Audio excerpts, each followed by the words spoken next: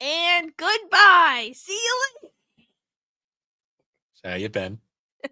I literally just told Bill right before we started recording, let's get started. Just to go goodbye. Nice. I've been okay.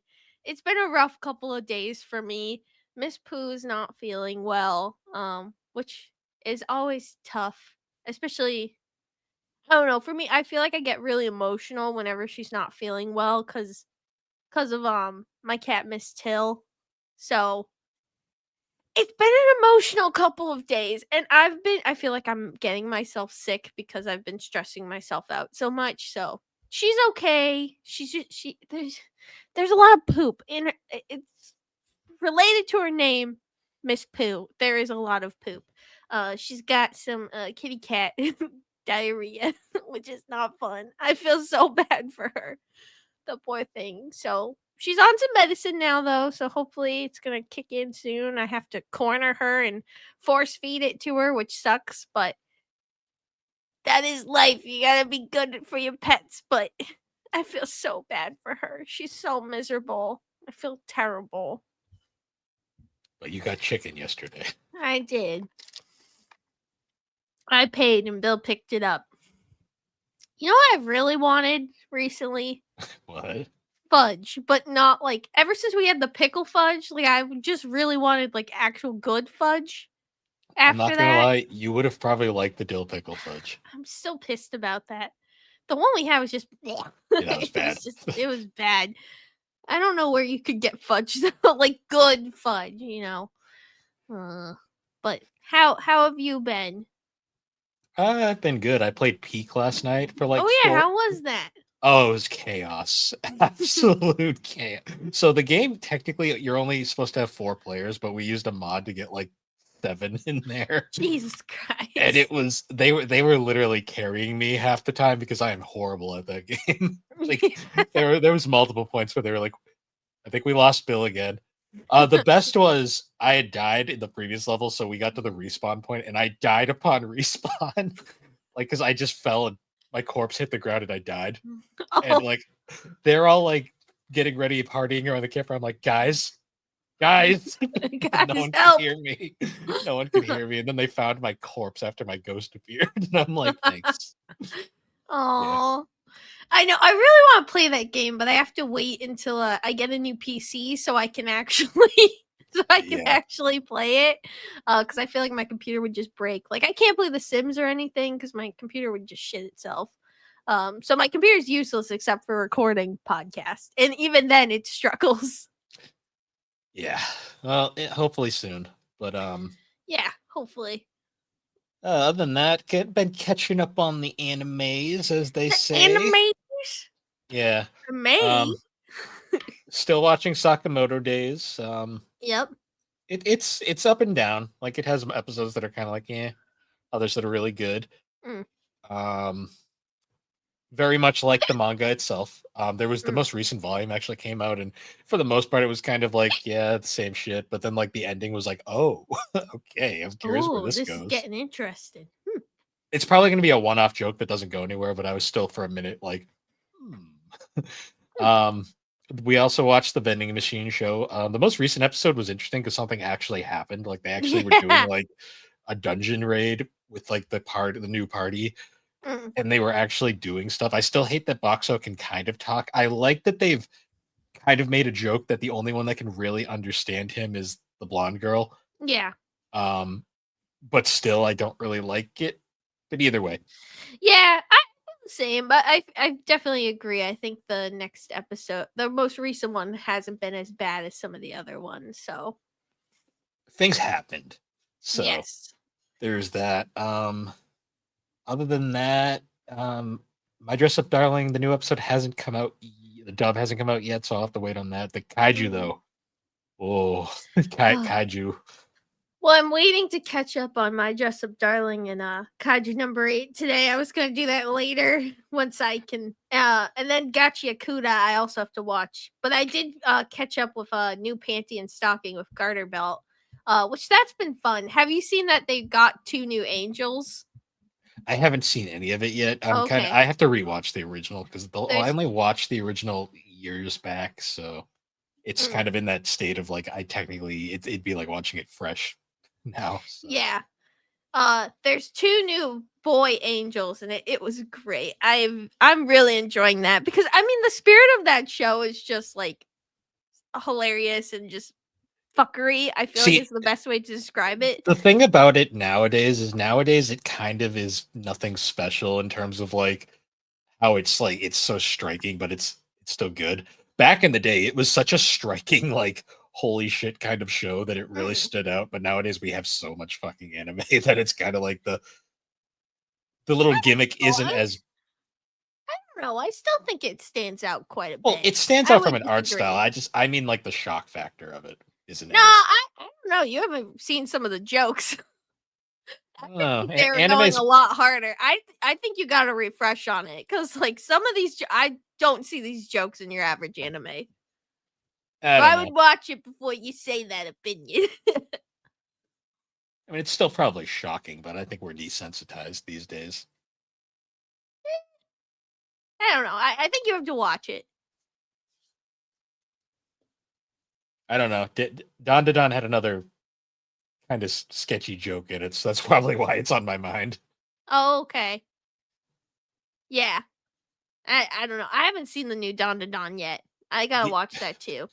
just say the amount of times Momo gets her shirt ripped open. I'm like, can we stop with this joke? It's not funny anymore. It wasn't really funny to begin with. Oh, what the? Is the mangaka a lady or a man? I'm I just don't curious. know. I really because I haven't really got deep into it. I'm only kind of now getting into it because the second season has admittedly been better. Well, because I was going into Gachiakuda. I stumbled upon this video where someone was talking about the mangaka for it, and she just seems like a badass. So it's a lady, but it's also she's very like punk, and it makes so much sense why the show is like how it is in the style because it's so punk and it's so fun. Um, so she seems really cool. So I'm glad to see like another female mangaka getting a spotlight right now. Also, because I you just know that some of the female leads are just going to be greatly written characters. The Don Don mangaka is a male Mm, and was apparently the assistant of Fujimoto during Fire Punch, the hmm, Chainsaw Man creator. That's interesting. that's funny. But yeah, Don Don is something right now. I can kind of see that. Like, I can see that definitely. There are vibes, not as much as Sakamoto Days. You can tell the Sakamoto Days mangaka had a very big was very much influenced by Fujimoto. Oh yeah, but I think there's definitely vibes that I'm getting similar vibes. Mm. You know. So you've been watching Kimi ni Todoke. Yeah, I finished that season 1, the OVA, which was centered around the bitch character, so fuck her, and then season 2 and season 3. So I finished all of that, which was good because I had watched season 1 many, many years ago and I really forgot everything about it. So in all honesty, it was a new watch and It I hits counted it different with a as an dub too. yeah. I think I received it a lot more like in my brain since it was like dubbed and I could, Mm. I feel like it just hits different when you can understand it. Not all the time, but like for stuff like a shonen, I can watch with subs and I can still get the same experience. But sometimes I feel like when it's like a Shoujo. lighthearted romance shojo, I feel like it's just nicer to kind of see the connections, like because there's so much that the voice actor can add to the characters, especially when it comes to like a romance or like two people getting together or a story like that. So it's been great. I really enjoy that. I hope they continue Well, I mean, you got another to remember season. if a show can go 10 years and get a third season out of nowhere and a dub, especially that's the big Yeah, and they thing. get 'Cause the whole thing dubbed. I'm assuming they dubbed it all at once because Yeah. um just the way it was because it's Mhm. funny if you listen to the subs going from season 2 to 3 it's like wow they definitely aged Yeah. it's like it's understandable it was 10 years but like it's like oh but I hope so because I'm reading the manga for it now and as of right now the show kind of ends right around the halfway point of the manga so there's still a good amount of content left. Mm. My God, what a slow burn though. But they figure it out. They figure It, it out. they do, but even when they figure it out, it is frustrating. You're like, it's It's like, fr- come on. It's like, come on. Do you know if that Konosuba the OVA ever got dubbed? The season 3 one, Yeah. I don't think so because I feel like I would have seen it pop up. Mm. Yeah, because I'm still waiting on that. Yeah, I wasn't sure. Because I saw it on my list the other day. I was like, I don't know if like that happened. I'll ask Bill. Let me give it a quick old look on the. Nope, still not dubbed. Oh nope. Bill, Yep. did you start watching Shield Hero season 4? I haven't even finished season 2, so I'm kidding. I'm kidding. I gave up halfway through 2 and was like, nah, like they Yeah. ruined it. No, thank you. Ruined it, soiled it. Yeah, you know. I don't think season 2 was that bad once you got past the turtle. Yeah, it took a lot to get past that, and then from what I've heard, season 3 just takes a dump on everything, anyways. So Oh it's god. like, yeah, it was a 1 season anime as far as I'm concerned. Honestly, that's a good way to approach it. Part of me Just wants to go back and rewatch season 1 because it is so interesting how a show can just fall off that hard. Because, like, looking back, especially because, well, the theme of this episode, we're doing our I'm top just gonna 25 put, anime list, and it was on my list for like multiple I'm years. gonna They just I'm gonna fell the fuck off. I'm gonna put this out there. Shield Hero season 1 was number 7 on my first list. I'm pretty certain. Wait, I gotta look. I gotta find mine. I have the other two in my pocket. My Polly pocket. Where And is it it? dropped to 22 on the following year's list. So Yeah, yeah. like Shield Hero was my 1, 2, 3, 4, 5, 6, 7, 8. It was number 9 on my 2022 list, which was the first one we did. It was number 9, and then it dropped to number uh 21. Then it dropped to 21, and Yeah. then it didn't even make the list last year. Yeah. It's just crazy how something can just fall the fuck off. Oh my god. It was rough. Like it's like the problem is they gave the fucking first season such a fucking satisfying ending, and then it's like, oh yeah, we're gonna just completely erase all of that and make you back to like being annoyed. Well, the thing is if they had cut it off before they had gone to the honestly, that's like the Dragon Ball what is it called? Like the cut what's the cut of Dragon Ball Z? Oh, Kai? Kai. The Kai Yeah. cut of Shield Heroes just to stop once the king and queen become once the princess and the king become bitch and like asshole or something, and then Trash. like they ride off into the sunset, and that's it. That's where you cut it off and you say, "Good watch." That's it. The true cutoff is just cut off like the last like 3 episodes because they were not Yeah, that's what exactly what I'm saying. You cut off there, they leave, and that's it. You don't know where they go from there. You're just assuming It's that not important. it's It not ends fine. important. Yes. But Because what you're gonna see if you do watch sucks. yeah. But the thing that's frustrating though too with that, I'm just on a kick now, is that where they did the leave us with the island and having the multiple worlds seemed kind of cool, and I just don't know how they just fumbled that so hard. Because they like completely just chat all over everything that the first season established, and they were Well, like, and you didn't even watch season 3 where they're trying to redeem those "That's what I mean." scumbag other That's heroes, and it's just like I don't want to redeem these guys. I fucking hate them. You made me hate them in season 1. I'm not gonna like them again. They are irredeemable. I'm pissed. I'm pissed. I want it to be good, and it's not. But I'm gonna fucking watch season 4 because I just have to. I'm committed to see. I watched that garbage season 3. I'm committed, so I have to watch it. But I'm pissed. I'm pissed about it. I think the sad part is I feel like that a lot of the spirit of that show died with Billy Kamitz. So Yeah. not that Stephen Fu does a bad job. He does a perfectly fine job, but I don't know. He just like had that character down. No, I agree. Rest Um, in peace.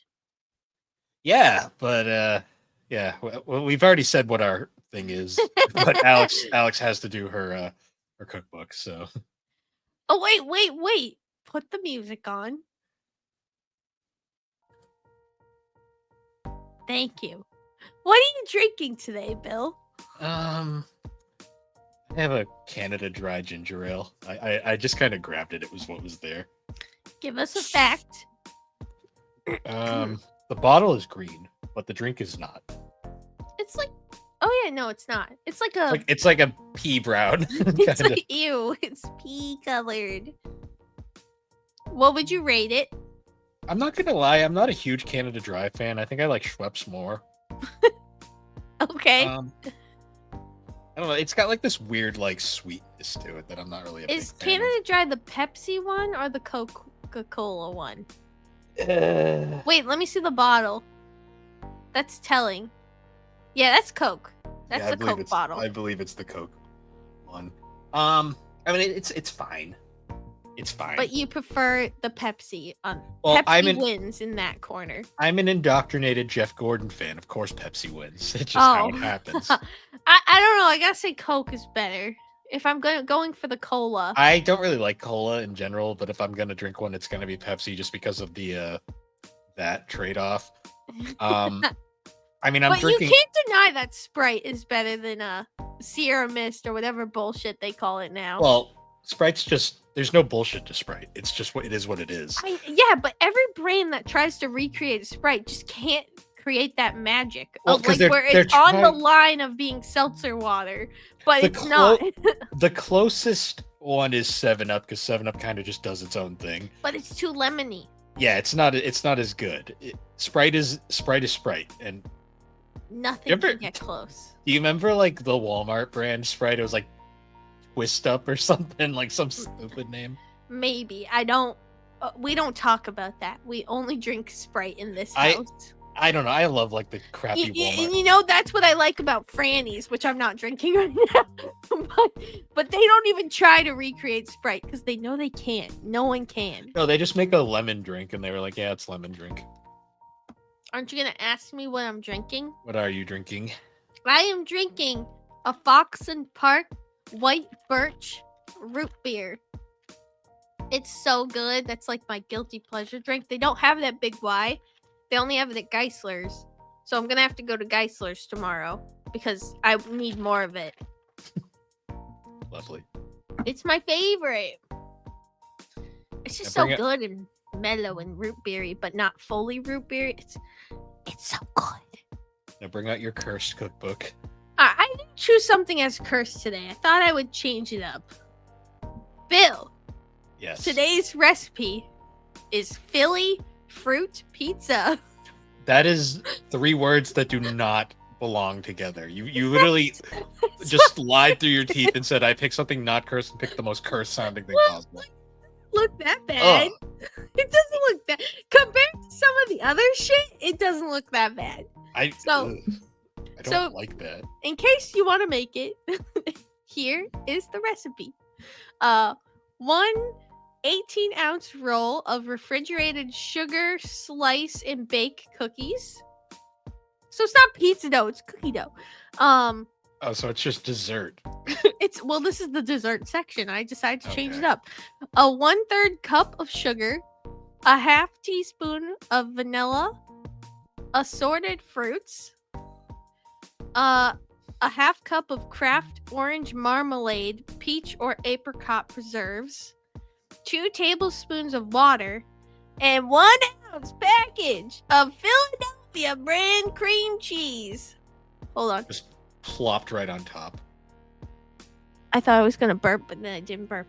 How to make it? You're gonna cut the cookie dough into slices, arrange it on a cookie sheet. So you're gonna pre-cut the pizza, is what it's saying. Then, you're gonna heat it up in the oven, 375 degrees, 10 to 12 minutes. Combine the cream cheese, sugar, vanilla, mix it well, spread it over the crust, arrange the fruit. There you go. You got your fucking pizza. So in other words, most people wouldn't put that much effort in would just plop it on top and be like, good enough. Well, yeah, they'd probably just throw it more like, a pizza where they're just like, It's one of those classic like that the picture of the food and then you get the food and you're like, yeah. But honestly, like if we had to make one, I don't think this one would be that bad. Do you ever at a restaurant, like whenever you're ordering, you always pick something that they don't show the picture of so you won't be disappointed when it arrives? I mean, sometimes. I mean, I feel like do a that lot of occasionally. restaurants. Well, I feel like too, a lot of the restaurants we go to don't even have pictures half the time anymore. A lot of them do, though. I mean, not every one of them. But occasionally, Not like a lot. I mean, think about it. Like Wooden Tap. Theirs doesn't have pictures. Minus like the specials. It's usually no Yeah. pictures. Captain Jimmy's, no pictures. Try not to name specific restaurants. Just beep beep beep beep beep. But yeah, like I don't know. When we go to like a chain, though, like if I see like the picture, Wooden like Tap is a chain. yeah, that's like a specific chain, though. It's all over Connecticut. Whatever. Wrong. Oh, Bill, do you want to go to what's it called? The Cursed grocery store. It's not cursed. It's great. Where the fruit sings at you. Depends when and what time. But we'll talk about that later. Yay! Cursed grocery store. But I just realized you kept the music on. You should just keep it the whole episode. No. Anyways, so we should get into our topic for this episode because I don't want to. Yeah, you do. You've been planning this changed it multiple times. I don't want to. I changed it 5 minutes before we started. Exactly. So we'll start. We're doing our top 25 list. We'll do it the same way we do it every year, where we'll kind of start from 25 and we'll go back and forth and give our reasoning. Well, maybe we should go 25 and then we start with 1 and then we go to 25 and then we go to 2 and then we go to 24. Don't make it don't confuse the listeners because that is not obnoxious. You know what happens, Alex? You know what happens when you listen to a podcast that does shit like that? You turn it off because you're like, no, I don't have time for this nonsense. But yeah. Okay, enough of that. I need my stress ball. You're stressing me out. You're stressing yourself out. So yeah, let's move on to the lists. You want me to go first? No. Yes. Okay. Go first. So my 25 pick, this is a survivor. This has been on my list since the first one. Yes. It is Persona 4, the animation. Aww. The only game animation that survived on my list. And the reason why I say this is A, because Persona 4 is the greatest game ever made. You might be a little biased. A little, yes. But also, it is a very good anime adaptation that manages to keep the spirit of the game while also like fleshing out things that the game kind of doesn't. Mm-hmm. And just being really fucking funny. Like, it is a very entertaining anime through and through. Like, to the point where I am very bummed that it's almost impossible to find easily on the internet legally these days. Oh. Thank God I got those Blu-rays that are like fucking $100 each now. I think I watched it illegally the first time I watched it, I'm not gonna lie.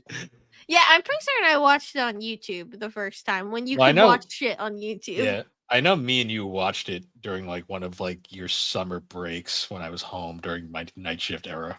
Yes. And I think we did it on YouTube. Watched it on YouTube. No, we had the Blu-rays. Oh, I've had those Blu-rays since it came out because I bought them when they came out. I know. I really think it's almost like if you don't have the Blu-rays, it's like lost media at this point. Legally, yes. Yes, well, legal lost media. It's very much you could sail the 7 seas and find it. Yes, you can find the golden anime if you really want to suffer through that boring. That's easy. I think that's on Crunchyroll. It is, but it's not dubbed and it's pointless. So it's the You and Mari show. Like, it's just pointless. There's nothing going on. That being said, though, I love Persona 4 the animation to this day. Yes. Now, what's your 25, Alex? And that being said, Persona 4 is not on my list. But on my list is also one that has survived the test of time. And for the most part, it's always been in this spot, but it's Sailor Moon because it was my intro to anime, the first show I watched, and it will always be on my list because I wouldn't have this list if I didn't watch Sailor Moon. Where was it the first year you did this? The first year, I think it was Slightly higher. It was like one row up. yeah, it was a little higher. But my first list also compared to the shows that have come out since then, it's just like some of them are just it's not comparable. Like that's one thing I want to stress is that the content that we're getting now and the storytelling and the characters people are writing are just like incredible. Not saying some of the older ones aren't great, but Sailor Moon will always be on my list, but I think at this point we know that the story, like, it's not the most. It is the foundation for the magical girl anime series types being where they are today. Um, but there's definitely things that I would watch more than Oh, yeah. Sailor Moon I at mean, this point. Sailor Moon is a classic, but it is also like, I mean, especially now that we have the very nice biz dubs, like that Mm, preserve everything and actually give the proper release. yeah. It's very apparent that there's so much fucking filler in Sailor Moon, the original anime. Well, the truth is though too is Sailor Moon the original was meant to they had made it change the story so that it would be a monster of the week show Well, in the yes, format of like Power Rangers. it was It's Power basically Rangers it for was girls. yeah, and they tried to push some of the story in as well, but the story it just it wasn't the true retelling of the story. And we did get something that yes it was, unfortunately they fucked it up the first time by doing some terrible 3D animation and just poor choices overall, but Oh, Crystal, yeah. yeah. But even then, there are some really good things about Crystal. There's some really bad things about it as well. Like some of the movie, like the not the final Cosmos movies, but the ones before. I love those ones. I thought they retold Oh, I the know what movies. Pegasus arc Yeah, and the Dark Moon Circus arc as well. I thought that was great. Like that was really I good. I And the love those movies, but I still can't get over the fact that in the fucking anime, the original anime, that was like a full season like of development. well, and that's the thing is like I think they did a good job, but I definitely think you lost a lot of because that's one of my favorite seasons too. So Hmm. there's mixed parts like that I will always love like of Sailor Moon. It'll always be one on my list. It'll probably always be in that 25 spot, but it deserves to be there. It started my anime journey and I will always have a fond place in it in my heart. You know it's an iconic anime because even though it's objectively very flawed, people still talk about it to this day. Well, and it's also like the magical girl types of anime would not be where they are without Sailor Moon. And Sailor like Moon is now they have arguably still the best one, too, depending on who you ask. yeah, depending on who you ask, but like there's like Precure right now is one of like the huge biggest ones. I might be messing up the name, but I know there's like a ton of different ones. They've done variations and variations and variations. And there's a lot of ones like when Sailor Moon was coming out that were really good and just like never kind of got the recognition it deserves. Well, Like I Sailor actually Moon saw benefited heavily from coming out right around the same time as Power Rangers and where they could bounce off yeah, each other. but there was a lot of really great shows that spawned from it. Like one of the ones I saw recently, which I kind of want to do a rewatch, but I just don't remember if it has a dub or if it would be possible. It was like Katya, I think it's Katya Saint Jean or Saint John. I think Saint Jean, um, something like that. But it was a magical girl where she would transform into her magical girl costume, and it had to do with like um kind of ghosts like going into like works of art slash like historical objects and like basically tainting them, and she had to go and like basically save them and like bless them so that they would it was a really cool series, and like I feel like no one remembers it. I'm probably the only one that actually remembers it. um but yeah, Sailor Moon will just always have a place in my heart. Same with like honestly any magical girl series, but Hmm. yeah, love Sailor Moon. It'll always be number 25 though, because there's just better shows out there. So moving on from my list, my 24 spot.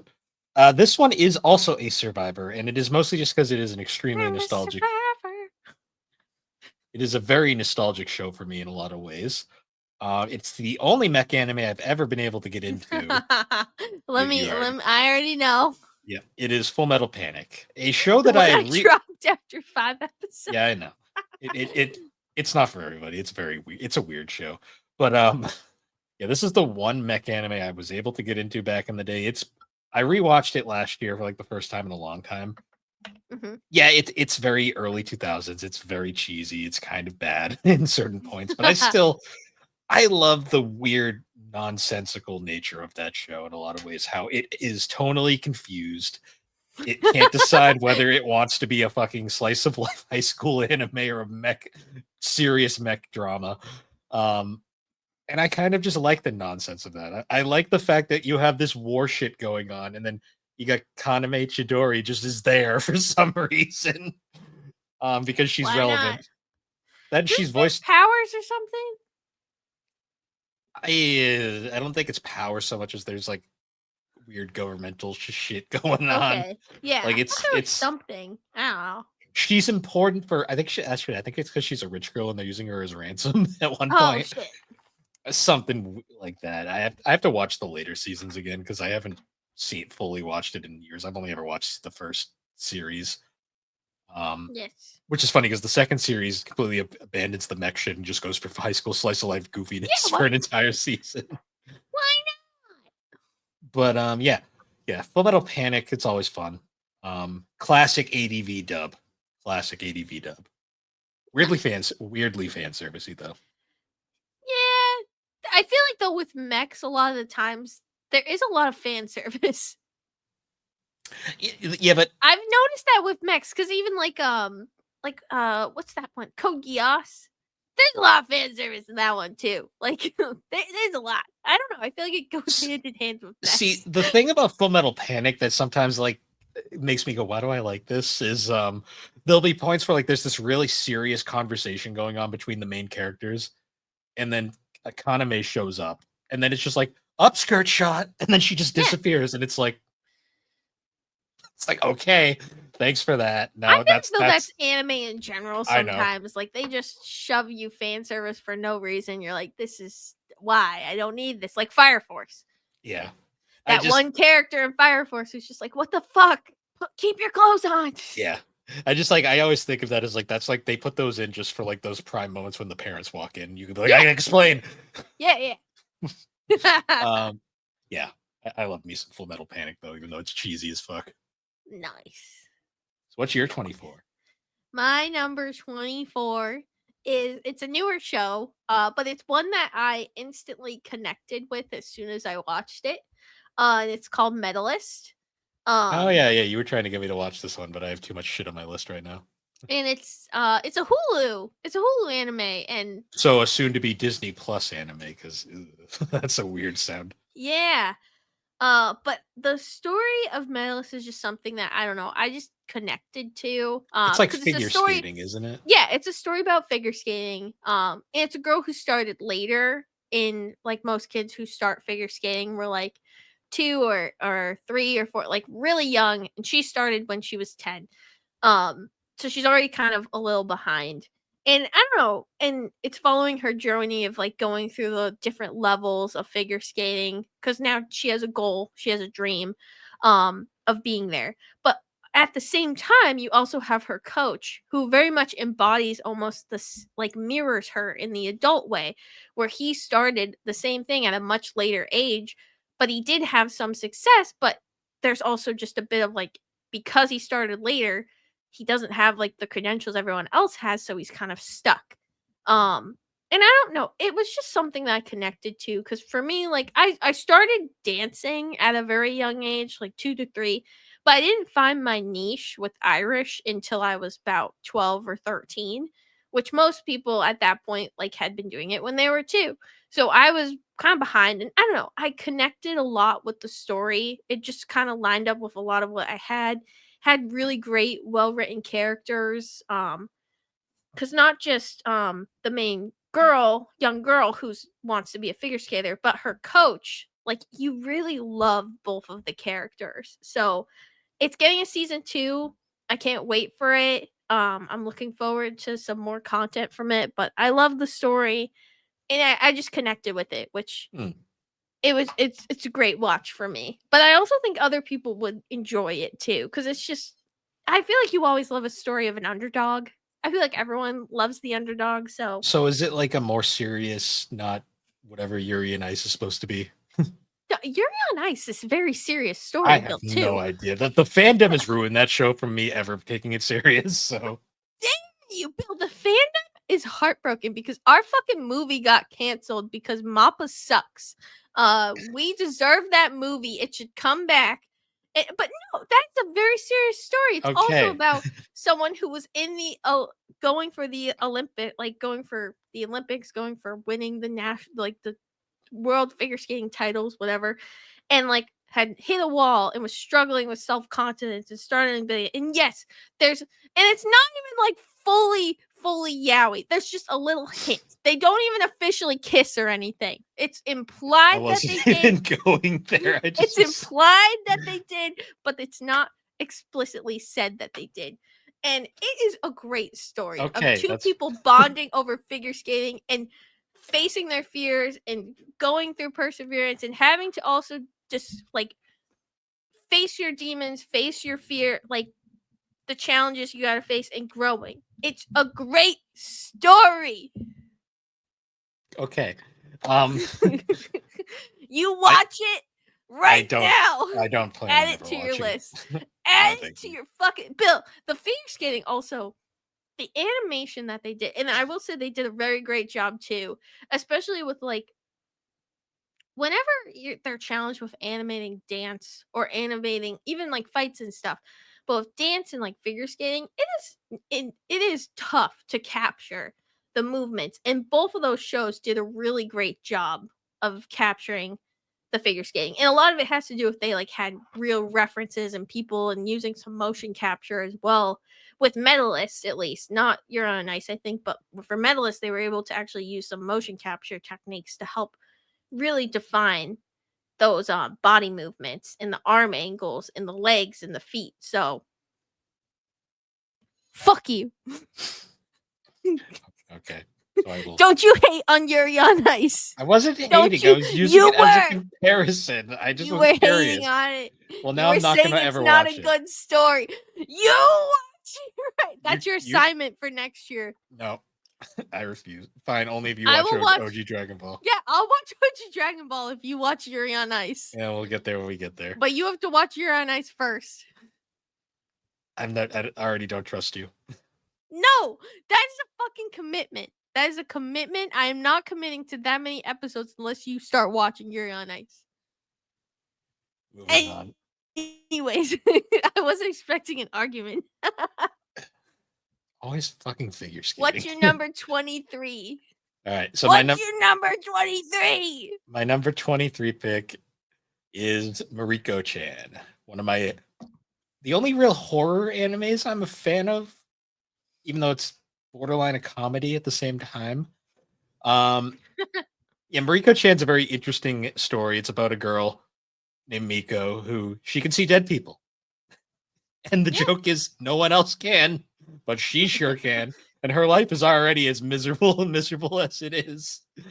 So she goes her day to day just seeing the most grotesque, horrific shit. And she's always like, "Fuck."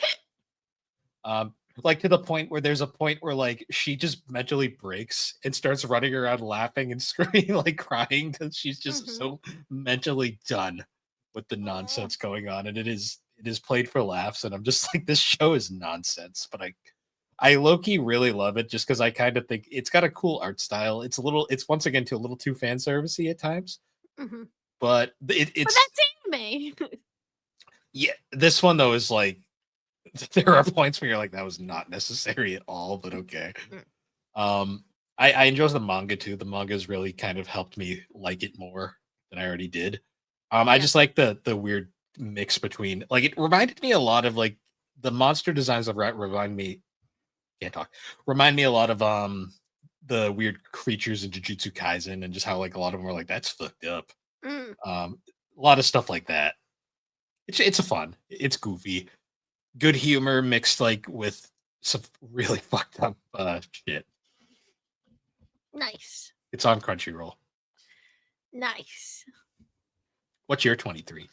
My number 23 is a show that I've been yelling at Bill to watch since I've watched it. And it's Carol and Tuesday. Oh wow, Uh that's slow on your list this year.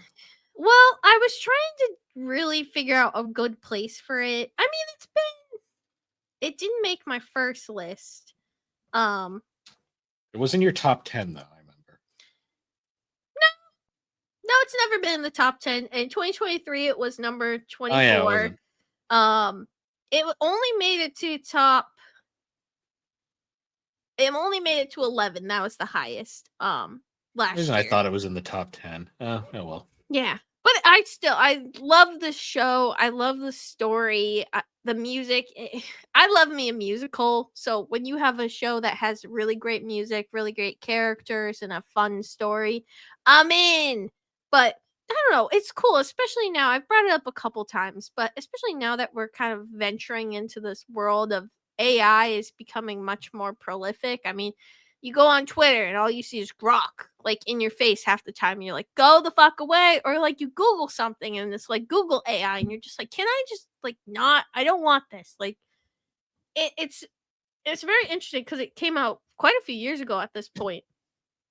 But the theming of like how AI has started taking over the world in that show it's very much parallel to kind of what we're at now. I mean, you're seeing AI music, you're seeing AI animation, which sucks.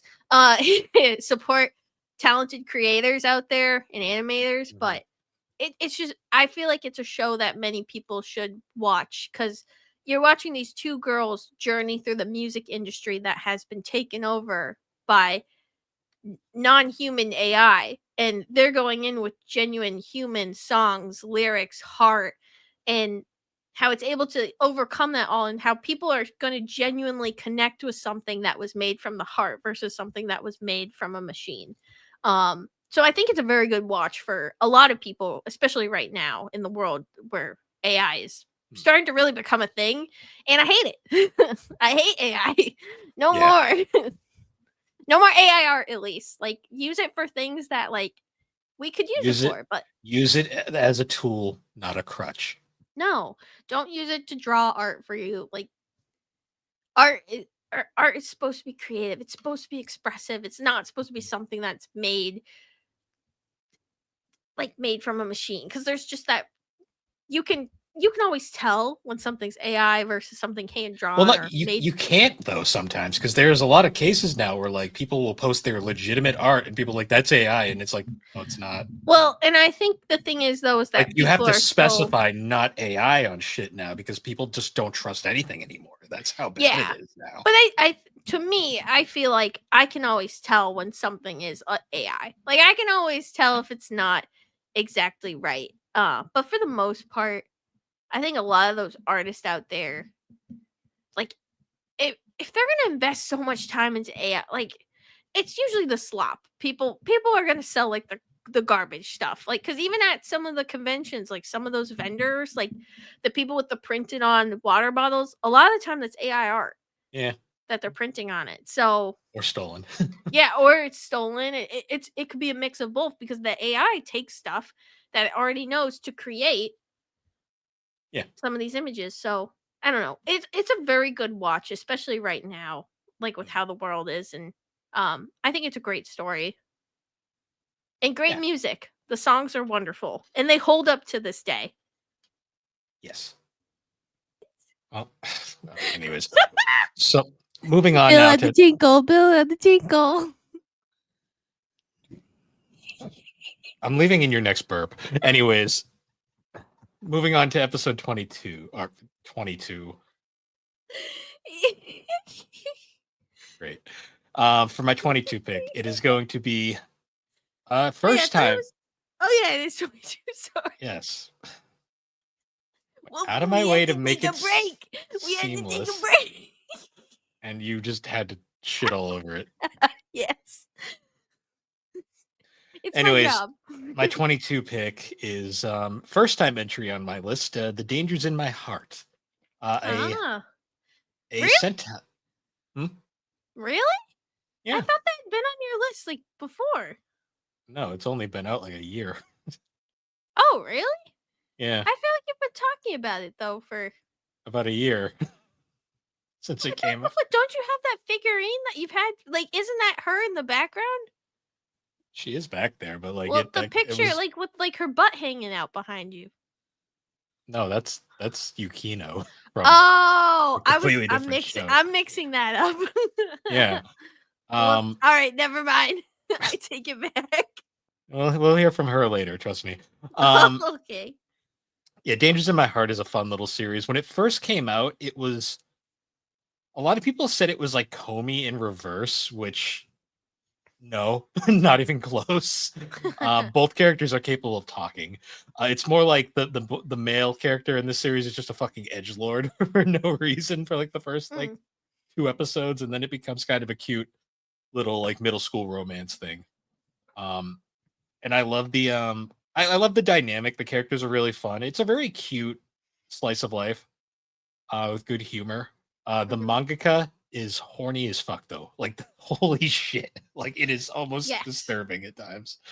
That's why I was getting it confused because the other one is in the mangaka. Like he just like lets them make figures of like whatever. So yeah, the writer, well, the other one is a light novel that got a manga adaptation. Oh, okay.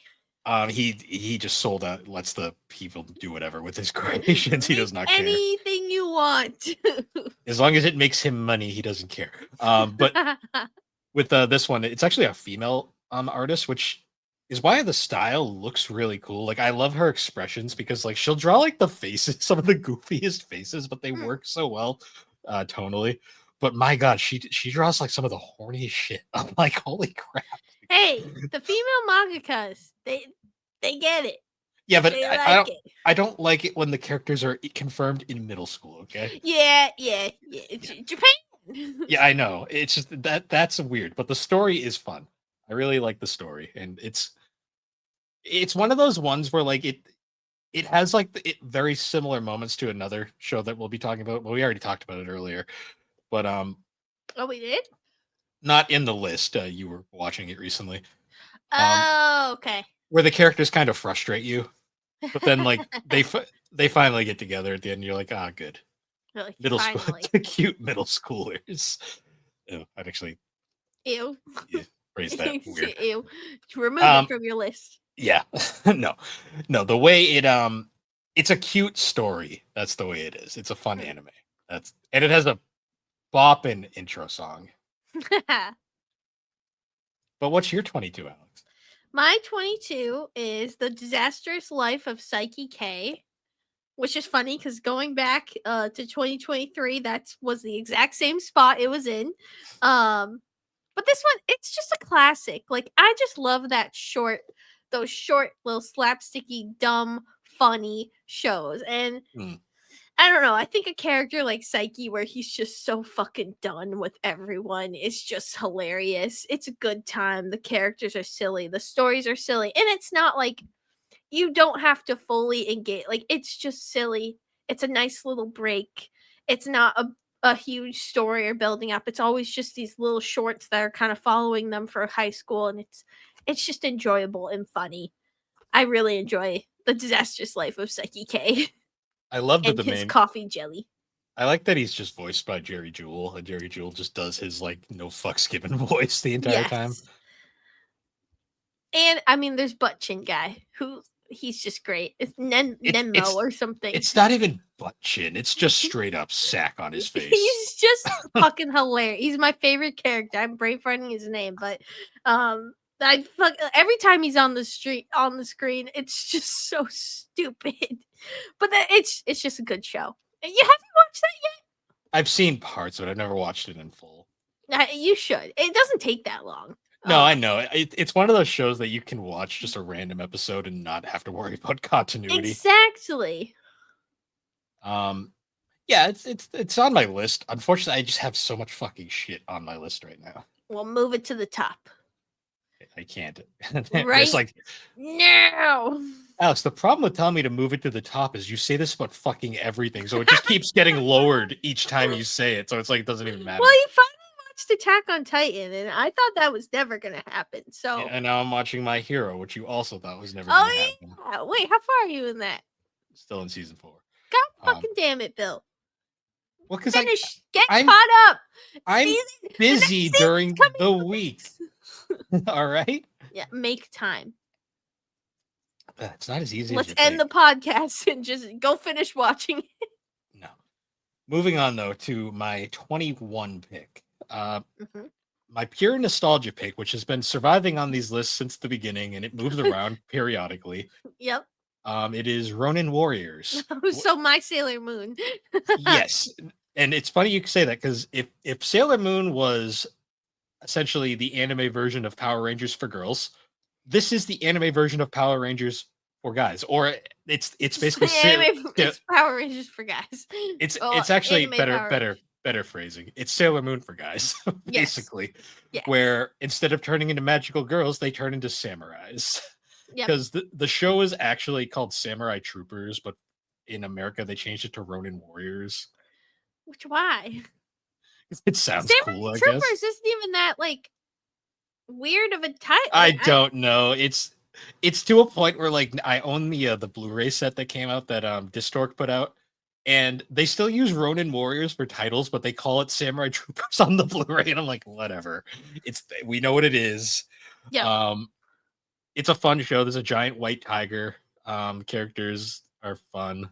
It's like the most pure action show I think I've watched in like back then. And I would only ever watch it because it was always on right after Sailor Moon. Yeah. So You're you'd watch your welcome. Sailor Moon, and then I'd just watch that. Yep. After also watching Sailor Moon, because let's face it.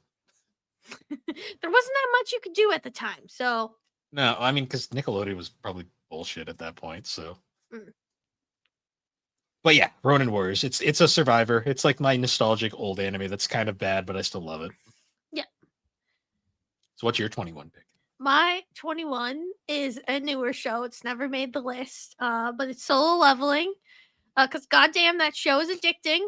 I don't think anyone who hasn't watched it can't say that they had to keep watching and going and going and going. And I feel like it was one of my favorite shows that came out. Do I think it's the greatest show of all time? No way. No, it's not. But it's enjoyable and it's fun.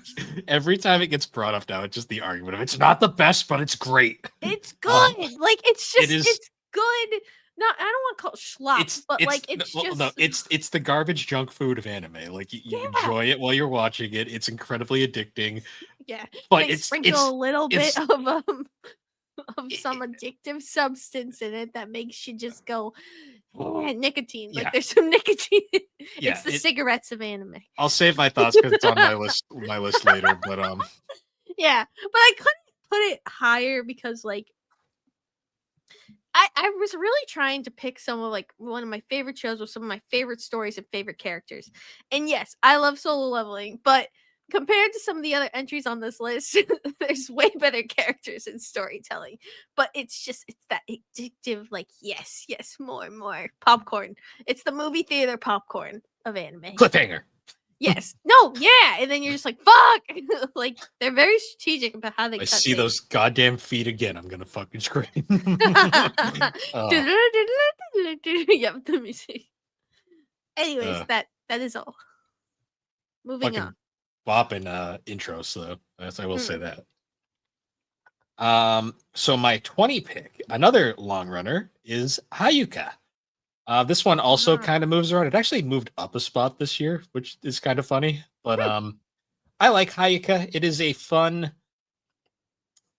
At first, you think it's another high school slice of life, but it's actually more of like a mystery show. Like the whole gimmick is like the main character is funny because he's one of those characters who hates everything. He's like life is a waste of energy. Like that's his character basically. And the main love interest, her entire gimmick is she's curious about everything. She has to know. So she'll be like, "Ooh, this mystery. I need to figure it out. You're coming with me." Whether Against you like your will, it or not. pretty much. And he gradually starts to fall for her as it goes through. But the mysteries are fun. Not quite Apothecary Diaries level of deep, but like Mm, Saturday morning Scooby Doo level of deep, I guess is a better, easier way of putting it. yep. Very pretty animation. It's one of those ones that came out for a while and took a long time to get a dub, but when it eventually got a dub, it was fun. Mm, Um, it's got a cool vibe. I love the really subdued color scheme it has too. Like it's got a very pastel kind of like sepia tone look to it at times. Like it's not a bright show. It's a very it fits that era they're going for, and I kind of like mm. it. It's on Crunchyroll. Nice. So what's your number 20? My number 20, it's been on my list every year since the beginning, and it is one of my favorite shows. I recommend it, I think, to everyone as a good quick watch. But it's Death Parade. And I think Yeah. actually it's in the same spot as last year. But Death Parade is just such a good 12 episoder watch that it's gonna take you on a roller coaster you're not expecting. Um, Yeah, it's Death a Parade has great been all over your lists, except for that one year where no, this is my list. What am I saying? yeah, I'm Yeah, like, yeah, it's been on my list every year. yeah. It's been Um, all over your list because it's like it's been near the top, it's been near the bottom. It made your top 10. well, no, it literally it just like stayed in the same spot. It just kind of went from like Well, no, boop, the first boop, Alex, boop. the first year it was in like the top 10. Like it was Yeah, like right but then there. it was in the top 15, and then now it was in the same spot last year as last year. So it's just gone boop, boop, boop, and that's really just because there's such great other like. Not that I don't think it's an amazing story. I love the story. It's a great story, but there's just it's the same thing. We're getting such good content that's coming out, and you can find stuff so much easier. But it's a great story, especially that like the idea of what happens when you die, and like how they decide like are you going to go to hell or are you going to go to heaven. We're It's a playing very darts. it's a very interesting concept.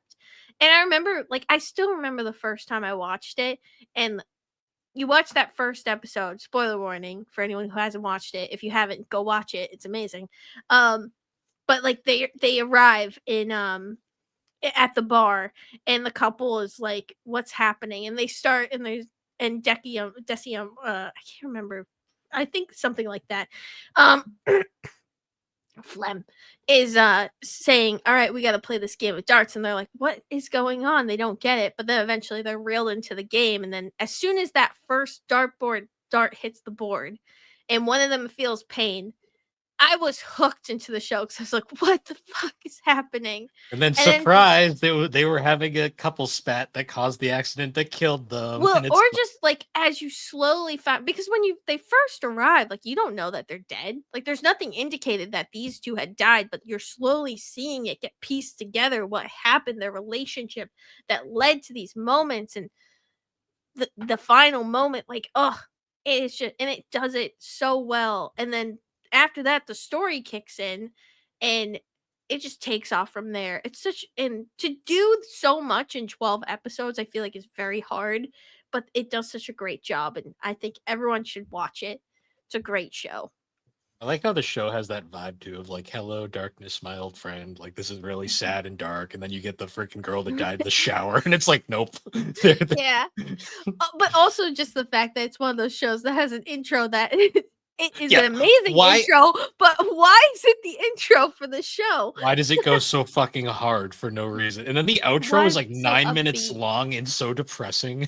Yeah, it's a great show. That Definitely song go is watch it. that song is so good, but why is it so long? Like it Don't goes on don't for question so don't long. don't question it, Bill. Just accept it. Oh man. All right, so my number 19 pick. This one has moved down the list quite a bit over the years. Like it started, I believe my first year list, it was in the top 10. Now it's down here. It's Full Mhm. Metal Alchemist, Brotherhood specifically. For some reason, on the program we use to make our lists, they got rid of Brotherhood and they just have the original now. So Oh, it uses the image from the original, but I'm talking about Brotherhood here. yeah. Um, Nothing against the original. I just it's not the manga accurate story. Yep. Um, yeah, Brotherhood's a fun story. Like it is. I get why people consider it the greatest anime of all time. I don't agree, but that's besides the point. Great, probably one of the greatest dubs of all time.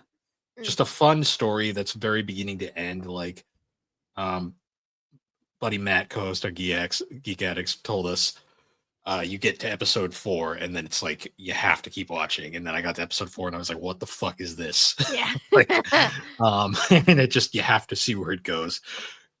Insane story, great ending. Like it ends Hmm. perfectly and like definitively, and the whole way through, great characters, great Which I feel like cast. you can't say for a lot of shows and No, because stories. a lot of animes, especially recently, are infamous for having endings that ruin the entire experience. So Yeah. Or just like the unfortunate thing of like with many shows or even mangas and stuff of like getting canceled and having to wrap up your story in just a couple of chapters, and it's just not fair. So it's hmm. great when you do see one that was given the full chance to like really And be wrapped has up and have a solid ending. such a satisfying ending that just completely finishes that story and Mm, definitively, like there's nothing more we need to know. It ended yeah. perfectly. We don't need a sequel series. That's what I'm saying. No. I don't think Oh we'll get one. no, we I shouldn't. don't. I mean, we shouldn't. Period. So what is your number 19? My number 19 is Jujutsu Kaisen. Um, love the story of Jujutsu Kaisen. It's kind of bounced all over the place on my list, but it's kind of funny. This row, the 16 to 20 is kind of my horror esque, darker theme shows. It just kind of fell that way, but um, it's a great story, great characters. Don't get And I feel like attached to them. yeah, and that's the thing though too is that like reflecting on it, I was looking back and I'm like, everyone was so angry when these character dies, but I think that just shows how kind of well written and well received some of these characters were. That the fact that like fan base was so angry when they were taken away from us. So, and to me, I'm like, that's a mangaka doing something right. Like it really is, or a storyteller doing something right to the fact that people are pissed that their favorite character is Yeah. gone. I was wrong about that one character. Oh, okay. It, I was right. when I looked, it wasn't confirmed. It was left ambiguous the last time, and I've since checked again. I was like, oh yeah, okay. Yeah, but Apparently, great the ending story. to Jujutsu though is not great from what I've heard, but we'll have to wait and see. The thing is, though, too, is I always look. I don't like to get stuck on what people say because the truth is that in the end, it's the story that the mangaka wanted to tell, and it's their story. So if that's how it's gonna end, that's how it's gonna end. If it's not gonna be the happiest ending ever or exactly what you thought, that it wasn't meant to be, and that's how the story That's is fair. going to be. So I'm going into it with an open mind, but I think we left off on a great point with season 2 of Jujutsu Kaisen, and we also had you a special and which was great. I prefer more than words the ending to that season more Mm. personally, but I will say so. Spoiler warning: it fell from my list this year. It's not on it this year. No, it's not on your list this year. Season 2 was good, but by the end of season 2, I was just like, I kind of reached that point of like too bleak, stopped caring, like Mm. Well, where I I was don't know. It's hard though. Well, cause think about it too in terms of like Kaiju number 8 with season 1 versus season 2. Season 2 is going to be a lot more bleak. It's not going to be as happy. yeah. The difference is though, I think it had a lot more to do with like I'll save my thoughts on Kaiju because it's Did your spoiler warning. favorite character die? No, it didn't because it's useless Miwa. Well, You should be happy. but that kind of shows how attached I got to some of these characters. Where the one that I like the most is the one that's kind of a joke character. Yeah. It's kind of like it's fine, but I think I kind of just like I don't know. It fell from me a little bit. The problem is season 2 just took too long. Like especially watching it week to week, I was like, can we just go somewhere? Oh, they killed someone else. Great. Yeah. I was I like, don't know. I guess we had different experiences watching it because I didn't yeah. really feel that way. I felt season 1 was much more. Season 1 had gut punches, but I felt like it was quick. Season Mm. 2 just took too long for me, and I think by the time we got to the end, I was like, "Well, everyone I liked is dead, so what do I Mm. care now?" I guess Like, we'll have to agree to disagree because oh I yeah, don't that's really fine. feel that way, but That's fine. I'm just saying, like, I don't know. It didn't. yeah. I'm not, especially because Mappa's taking fucking forever on season 3. Like, by the time season 3 comes out, we'll see how much I care by then. Unfortunately, I feel like that's just kind of Mappa. At this point, it's just that like they're not the most organized studio, and they're taking on way too much work and they can't handle it. Yeah, And that's unfortunate because they do excellent work, like when it does come out. But also just imagining how much better Jujutsu Kaisen season 2 could have been if they had given them more time. Um, but I don't know. I really like season 2, especially for me. What I really liked about season 2 was the first half, which oh was yeah, the first half is significantly better. The second half with is where I think it the drags. well, and I also feel like too that's kind of where it's almost hard because the first half had such a really great story of like Gojo's past and kind of leading us to where the conflict between Gojo and Gato, um, like how they started together. And just also the characters you met in that arc. And then like cuz that one like you I feel like everyone really liked the characters in the first half. And when one of them gets taken away like and it's just so Yeah, quick. yeah, that the moment where you're like, ah, the tone for the rest of the season. And it was a very shocking moment, but it was a very like holy like powerful moment as well. Well, Um that's kind of partially where I got burned out on it. Was like that was such moment that like stuck with you, and then it just like they just kept doing it after that. I'm like, oh Maybe it would have been better received if they had done that and then took, like, a break and then split it like, you know how Spy Family did, like, season 1, part 1 and part 2? Same with, like, Sakamoto. Maybe if they had given us a little time in between just to kind of refresh, maybe it would have been received better by yeah. others, but I I don't also know. just I think really liked it. it was a weird point to put a flashback. I get why they did it there, but I don't know. It's kind of a weirdly structured story, Hmm. I don't know. not in a I think bad way, just in I a think it made sense for where it was. Because if it had been earlier, it wouldn't have really just made sense because you had no attachment to any of those characters. So I feel like it was I don't know. I think we agree to disagree on that one. Let's move on. that's fair. There's another Mappa show that also is no longer on my list because Chainsaw Man?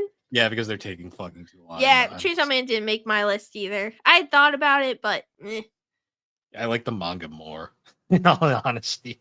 mm, So, moving on now to number 18, it is Azumanga Daioh. This one has come down quite a bit on my list. Um, this is like the quintessential slice of life, like anime about nothing, where it's just it's Seinfeld the anime in a lot of ways, where it is literally every episode revolves around 5 high school girls and the mhm. weird fucking shenanigans they get into on a daily basis. Like where Hello, everyone. yes, um, or get it together, get it Get it together, together. get Get it it together. together. Please, Mrs. Yukari, please slow down. There's an American. An There's an American American among among us. us. Terrible. Terrible. Your love or hate isn't the issue. Eat your tomatoes. The There's show so is many quotable lines. the show is stupid, but Yes. in the best way possible. Yeah, Like it's not like Ghost Stories stupid, where that's just like that should be number 1 on the no, list. that is a show that was garbage to begin with, and they just made it entertaining by just shitting all over it. Um, um, Azumanga Daioh is a show that was impossible. For those watching. That yes, um, Azumanga Daioh is more of a it was a show that was considered impossible to dub, and then ADV said challenge accepted and actually dubbed it and made it work by basically just keeping that nonsense energy through it the entire time. Mhm. It is not high art, but it is a great if you need a quick 26er of just nonsense to watch. Yeah. Well, it's kind of like Psyche K. Yeah, where you can watch it just any It's not the episode. most and it's not the most sophisticated art, but it's good, it's pleasant to watch. It holds up to this day. There's so many gifs from Azumanga Daioh that I love to this day. Like one of my favorite ones is the scene with Osaka and in a Chio where Osaka kicks her shoe up into the air and then the garbage truck comes by and takes it away. And then they just cut the like hard cut of them being like, My and then shoe. just stuff like that, or like Mrs. Sakaki's like constant attempts to pet cats that never goes well. Yeah. The cats in that show are assholes. Yeah. Except for the father cat, he's the best. Hello, everyone. But yeah. So what is your number 18, Alex? My number 18 is Yu Yu Hakusho. Oh, It's one of my favorite. It's been ever since we watched it. It's been on my list. I really enjoyed it. Love the characters. I'm sad. I'm still sad about the ending to this day. Like I wish it was not as like rushed and like well, the ending itself, I will defend. Like the actual ending. Mm. The final arc, though, yeah. that's kind of what I was saying by ending. It's just I wish, because to me, like that all is kind of part of the ending. Yeah. But it's a great story with great characters. And you could tell there was a lot of heart in it for a bit, and then you could kind of see where the heart left. But it's a great story, great characters. I just really liked it. Yeah. And I'll pivot on because my number 17 is Yu Yu Hakusho as well. Oh, So that's funny. yeah, I love Yu Yu Hakusho is a very fun show. It is Messy. one of the first. So post Dragon Ball, this was like one of Funimation's first like major dubs that like really set them on the map. Like, cause like all the classic Funimation cast is here, like doing different roles. I love the main four. I love like Botan, or Bobo, Bobo. as we called her throughout the thing. Yeah. Well, and that's one thing too I want to mention is that I don't know, I feel like I just have a fond memory of this one because it was one of the first ones we watched in this place when we first moved in, and it was with our Black Clover anime swap. And I just remember watching it together, just laughing and like having a lot of fun, and, Well, and just also just the fact that I really thought his name was Urameshi the whole time. And it was. Well, also too, you got to remember like that show has such a fucking strong start. Yeah. That first arc, like the whole Spirit Detective arc, like the fact that he gets run over and dies, but he didn't actually have to do it. It just was a whole thing. You meet all these awesome characters. Like I love the part where like he invades he invades Kuwabara's mind to go talk to Keiko. And she's like, what the fuck is happening here? Oh, Kuwabara is my favorite character, even though I really did think his name was Urameshi. Well, because I love that his voice is literally just Chris Sabat doing a more squeaky version of his Vegeta voice, where he's like Urameshi. And then I love the gifs too. There's so many fucking iconic gifs in this show. Like the one of fucking Yusuke just like fucking beating the shit out of Keiko. I'm like, what the fuck is this out of context? Yeah. Then the Dark Tournament arc that somehow made me love and hate so many characters because I'm like, fuck this arc. It's too long.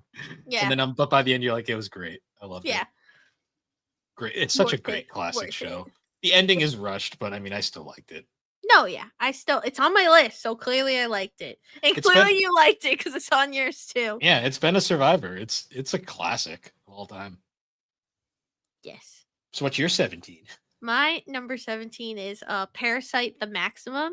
This is a long runner on your list too. Yes, this one is too. This one's just a really great show. It's a 24 episoder, and it's a very solid story. And it's also like, to me, this was one of my first introductions into the horror-esque drama. And especially, I mean, this one has a lot of body horror into it, just with the idea of these parasitics coming from, I think it was coming from nowhere, trying to take over the world and invading people's bodies and basically turning them into these very body horror, creepy, like abominations. I believe the iconic manga image of the hand with the parasite in it. Yes, Migi. Migi. That is, I believe, on TV Tropes, that is still the page image for the body horror page. Like, it is such an iconic moment. It is. And it's also just great story. Like, the main character, like, it goes through a lot. And I think have you watched it? I've seen the start of it because you were watching it once. Okay, I Um, don't want to say it, but the character there's a midway point, and the character goes through something, and it kind of it ends up altering his path from there, and it just it's a show that takes you on a roller coaster. I just love it. I want to do a rewatch of it. I haven't watched it in a while, and making this list, it made me really want to watch it. So I might start watching that again. Um, or maybe I'll make you do an anime swap. So you can finally watch it. But it's a great story, and ugh, it's also just a great embodiment of body horror, but also done in a way that like for me, like the some of it can be a little too much, but I don't think this is too much to the point it would throw people off. so So it's it great. it's not Akira level where you're just like, No, the it's not fuck. occur. I mean, there definitely is some creepy imagery. I mean, like Well, there's one like person like who when they're parasitic person who like their whole and a lot of the time it actually is the face that like well, splits yeah, apart. I saw the image with the mom. Like I know that Oh, part. okay. Yeah. Oh, so you know, okay. I know about the mom. I've seen that part. Yeah. But Um, it's a time. It's time and I use Akira always as the example because Akira has like one of the most just like gruesome body horrors in all of anime, and every time I see it, I'm always like, fuck. Like yeah. it still hits you weird, even though you're so desensitized to it. Yeah. But it's a great watch. Hopefully we can play an anime swap so I can make you watch it. I'll make you watch Mariko Chan. Is it 24? No, it's only like 12. You So need it'd a be 24er. Pick a 24er. Anyways, I'll have to still, think of something. your number 16. My number 16 is Oshinoko. Oh, okay. It made the Interesting. list this year. It Um, hadn't been on your list? I don't think it was on last year's list. Nope, it wasn't. I think it's Yep. because it was so new when we did that list. Um, so Oshinoko is very interesting. Like we've said in the past, like we did the initial anime swap. Mhm. That first episode fucks you up. Um, Yes. and then it becomes the show. That first episode fucks you up, and then the show becomes a revenge plot that Yep. goes all over the place. And the first season ended, and I remember kind of like I wasn't super behind it. Like I liked it, but I wasn't like it didn't stick with me in a way that I was expecting like it to. And then I watched season 2 and I immediately realized I understand why I like this. Because Mm. season two went hard. Like the first half was all the play, and I was like, oh, even if it was just the play, I'm like, this is good. And then those final Mhm. few episodes Oh, yeah. that give you the fucking wham after wham after wham episode. I remember watching that and like texting you and being like, "What the Oh fuck?" yeah, because I remember because you would watch the play arc, and then you were like, I'm gonna wait till it's over and then watch the rest of it. And I'm like, oh, are you now? Have fun with that. And then you're like, I remember I was recording Geek Addicts at the time you were doing it. And you popped. I saw your text, and I'm just like, oh, Alex is having a fun time right now I picked a very good spot to stop though and take a break and watch it because because it's it just gets like so fucking dark after that for no reason. oh no, 4 reasons is Well, to yeah, get the story going. well, yeah, because like you have to like it's like, oh yeah, Ruby, she hasn't been in this like season at Mm. all for like most of Let's it. fuck her up. Yeah, let's have her get trauma dumped. But Yep. yeah, I am looking very forward to the next season. Which they're fast tracking that because of course they are. It's fucking this blew up like a lot. Yeah. That in best outro last year by far. Still Mhm. arguably one of my favorite outros of all time. Nobody, nobody, nobody. That's good too. But Nobody got you. the thing about that is like sometimes like an episode of Kaiju would end in a very dark like spot and you'd be like, what the fuck? And then you'd just be like, Nobody, nobody. no. And it'd be like, yeah. It'd be like, okay. Burning That is one thing I will say. The season, but it fit the tone of the show so it well it at the did. time. It did. But I'm just saying, like, the reason why I think Burning is like the best outro we've had in a long time is because of just how it would seamlessly transition. Like No, well, you know what I was thinking about? It reminded me so much of when Roundabout was the outro for for JoJo's JoJo's, and yeah. how it just like you would heard the like the guitar strums. Yeah, you'd hear the Steve Howe guitar chord. Yeah. Yep, and it's very much like Well, this because that's what I'm gen's saying. Like, roundabout outro of just like, yeah, you know the ending's coming. but like, it's just because like the way it is, like the dialogue would still be going on. You'd hear the drum beat, like the Just like roundabout. in the back. The difference is the roundabout's an actual like song that's been around for a long time. Like Burning was made for the show. Yeah, but it became a meme, Bill. I know it did, but Continue. I have different vibes with that song because I've been a fan of that song longer than I've been a fan of No, anime. but I feel so- like adjacently though, that would be like no, the I get closest. what like, you're saying. This is I the just- spiritual successor of the roundabout outro. And how it just made you go because as soon as you heard that, the outro started playing, like the outro credits started after the once it get fully in. So But yeah, I love Oshinoko. I'm very much looking forward to it. I still can't believe it's in the same universe as Kaguya-sama. Like that still blows my mind a little bit. But yeah, what's your number 16, Alex? My number 16 is Hunter x Hunter. The other show by the Yu Yu Hakusho guy. Which Hunter x Hunter is an excellent story. I'm so happy they're doing the 3-in-1 so that I can own it now. But you just like that is the same thing as Yu Yu Hakusho where you just love the main cast. You love the main cast of Hunter x Hunter. And it takes you through ups and downs. The characters split off, they do their own adventures, but you're equally invested in every single one of them, which I feel like is hard for some. But it's a really great story. I mean, I love Gon. I think he's just such a very like fun main character, and you're rooting for him the whole time. You can tell a lot watching, like, because I watched those first 5 episodes back when we were doing arcs for Anime Swap. Good times. I remember vividly, like, you could tell by watching that this was clearly what he wanted to do, as opposed to the ending of Yu Yu Hakusho. Like, no, you could tell his full heart was in Hunter x Hunter. Yeah, because you get the vibe right away that they're definitely the same still creator. there. And it's still there. I mean, he can't as frequently as he has before just because of his health reasons, but you can tell it's his full heart is in it. It's such a good story, such good character development, and I have to say, like the Chimera Ant arc is probably one of the greatest anime arcs in history. I'm just gonna say it. It was like, so great. Really... Solo Leveling ripped it off. No, I mean a little bit, but like that one just took you through so many. Like, I feel like up until that point, you almost had like the safety net of like, for the most part, characters like weren't gonna go away. Like no one you were attached to was gonna die. And at that point, the show said, just kidding. He's gonna die. And it really left you like, I remember when my first watch of it, I was on the edge of my seat of like, I don't really know what's gonna happen at this point. And it introduced you to some amazing characters in that last arc, and then for some of them to just be taken away from you.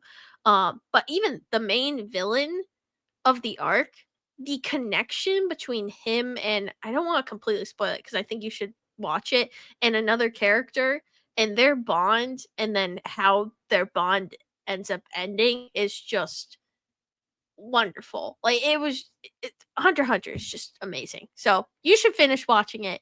And it's my next year project because I have 2 other long ones. Yes, right now. But yes, it is an excellent story, and I would recommend it to anyone. Yay! Thank you. That was my TED Talk. Can I leave now? Bye. Well, no, you don't want to leave because my number 15 pick is Kaiju number 8. How dare you not put it higher? Yeah, there's actually something here I'm kind of regretting I put kind of high, but we'll get to it when we get there. Would you be willing? You can switch at the end. Tell us if you want to switch at the end. I'll let you know. I'll let you know. Okay. But yeah, Kaiju number 8. Very, very.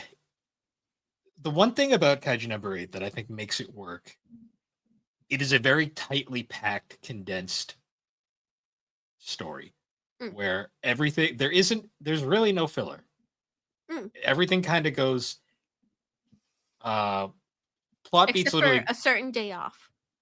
Yeah, but that's like not part of the official story. That's an added thing that was fun. I'm Like kidding. I'm kidding. that didn't affect the watching at all. Um, watching the show, it's like plot event after plot event after plot event, but it also manages to have humor. And Mm. there is Attack on Titan comparisons. I see them, but it's Yeah, but so they go away surface so level. quickly. It is Yes. surface level. Because Kaiju number 8, I'm pretty sure, well, from reading the manga, you can tell where it's going from the start. Like it's Yeah. pretty clear. Attack on Titan, not so much. That's Mm. spoiler warning. Attack on Titan isn't on my list because that show still fucks. The show still fucked with me. Slade. I liked it, but it fucked with me a lot. Guess I'm what? still. It's not on my list either. Yeah, you did that out of spite, though. Yeah, I do. Until Slade watches One Piece, it ain't making my list. So my it'll never my make my list. Attack on Titan might make my list in the future once I've processed it more, because I am going to be doing a semi, not a full rewatch, but a semi rewatch on Geek Addicts, because we're going to be breaking it down Mm, season by season. yeah. Um, but yeah, Kaiju number 8. The thing I liked about it was it's very tightly packed. All the characters are very, very interesting. Like even for like the background, like not clearly not the main focus characters, but like they're still kind of important. They all get their moments in the sunshine for you to get like Mm. connected to them. The main 4 cast members are all super interesting. Actually, more like main 5. Let's be real here, because Hoshida is basically a main character too. Yeah. Um, honestly, Hoshina's got more main character status than one of the official main characters. Mm. But yeah, it's a fun story all around. I really like where it's going. The manga where it's left off, because I'm only reading if official releases. Mhm. Oh boy, what a cliffhanger that was! But, I still need to do that. and I'm I also, holding my thoughts also because hmm, mine's gonna show up a little later. yeah, and I also will say too, like the new idea of bringing in non-Japanese artists for the intros and outros has gotten me very interested in this show, because Mm, it got a different vibe. mm, Like season 1, iconic Youngblood, and one Republic intro outro, and then One Republic has just kind of become like the outro band for this show going yeah, on now. But like the Aurora song, didn't like it as an outro, but as an intro, it is fucking amazing for this show. especially with the visuals. Oh The yeah. the 3D visuals, which I'm so happy they kept. I hope they keep it forever. Hmm.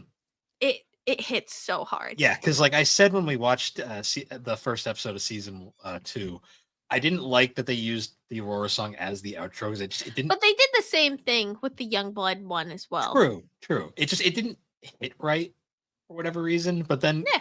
you watch it in the first episode, the second episode, and they actually play the proper intro, and you're like, okay, this works, because this is Mm. an actual. This was composed as an intro. um, and then the new One Republic song is also fun, because it's like different. Mm. It's a nice twist from the upbeat to a more somber, but it Hmm. fits the show. Yeah, no, it's a fun watch, and I love that production IG is still killing it, Mm. because like they're like one of the old guard that's still sticking around to this day. So what's your number 15, Alex? I was holding back my thoughts. Kaiju number 8 is not my number 15. It's higher and it deserved to be higher, Bill. I'm sorry. I'm mad at your decision. You put it higher. It's okay. My decision is it's kind of two. But like because I really like the newest season that came out, but this one also just will always hold a special place in my heart because it made me interested in the series. But it's Dragon Ball Super slash Daima. Um, because I thought Daima was great. I loved it. It was so fun. It was so enjoyable. But Super is also kind of like the one that got me into Dragon Ball, and I probably would not have watched you're Daima if I you're, didn't. str- you're stretching the rules quite a bit with this one. I am. Well, it's like I'm putting them both together, not Z, because I could have not watched it and still enjoyed Daima. Sorry. It was just too long and like there's so much I fell asleep through a bunch of it. So it's but I loved the newest season. Daima was such a fun story, especially making them like kids and having them kind of go through all these stuff, but they're like adults in their head and they're strong. Oh, it was so fun. And it Uh, just I I don't also know think about too. Goku. I don't know about Goku, but the rest of the cast, yes. Well, yeah, Goku's his own special case. But it's also like I don't know. I feel like I couldn't mention Daima. I couldn't not mention Daima because it was Toriyama's last. It's his last work. And I feel like it's gonna hold a special place in a lot of Dragon Ball fans' hearts. And I'm Hibis. glad that that's where he kind of flew out on. Hibis. Hibis, hitting And on Glorio. Bulma, hitting on Bulma I was love some of the greatest. I love Glorio too. Mm, My name's Glorio. This Goku could never remember it. yep, such good, very very good. I want to rewatch that again because it was fun, I mean, and that's a the quick Zen watch. intro and outros were also very fun. They were. Daima was fun. I enjoyed my time. I mean, I watched Daima as content. It was like one of the first animes I've watched exclusively as content, and it was a very enjoyable time. Yep. Go watch our Dragon Ball Daima retrospective on Geek Addicts. Anyways, Don't be plugging other podcasts on here. Get the fuck out of here. my own podcast. I can plug what I want. This is gaming and collecting, not geeky boy. You Oh, can yeah. only plug the three Bean Dio. You can only plug What's that over in the corner over there? Huh? a hot piece of garbage. You're over there too, Missy. Blech, exactly. Gross. Either way. So moving on now, my number 14. This one has come down quite a bit because there's just been so many other romance shows recently. It's Mhm. Golden Time. Ah. I love Golden Time. It's one of the first romance animes that it kind of made me realize maybe I'm just like I've reached that point in life where I just like romance. I've, Golden Time's It's okay. fun. I Golden Time's biggest thing that turns people off is there is a weird supernatural element in the middle of it that I won't spoil because it does kind of come out of nowhere, but it is a little off-putting to some people. Hmm. I personally didn't hate it, but the appeal of Golden Time is the fact that they're adults. It's not high school. It is college. And you don't have to deal with stupid high school bullshit like that is in every high school romance slice of life. Now you have college problems, like they're adults, they can go drinking at the bar, they have actual like they drive, they do things that like Mm. kids don't. Like it leads to so many other potential things. It's just Shenanigans. yeah, it's a fun show. The characters are really sweet and fun. There's a bit of a twist at the end. Does someone die? A gruesome death. No, Damn it. um, I'm not in. No, just kidding. no, it's an interesting watch though. It's on High Dive, still there, I believe. I yawned. But yeah, fun show. Very a classic romance from the 2000 or 2010s. Yes. So what's your number 14, Alex? My number 14 is Magi, the show that deserves a proper ending. And to finish animating the whole series, we're being robbed of great content. I'm trying to collect the manga and I can't collect it all because it's out of print. But yes, Magi is such a great and fun story. And I think the thing that I really like about it too is that it's just so different from everything else out there. Like especially because it really is taking that Arabian Nights theme, um, and just going with it and like embracing it. And it's you like there's not another show out there that really looks like it. Arabian Nights have been ruined for me forever because of that goddamn Bratz movie. Still bring into this spill. God damn with that it. goddamn off-model character that didn't match anything else in the movie. We're not discussing Bratz. We still need to finish that, but we're not discussing Bratz today. But yeah, it's such a great story. I love all the characters. Like the main three are so endearing, and you're rooting for them the whole time. They may split apart, kind of similar to almost like Hunter x Hunter. Now that I'm thinking about, they may split apart and go on their own journeys, but each of them you're equally invested to. And when they come back together, they're such a unit again.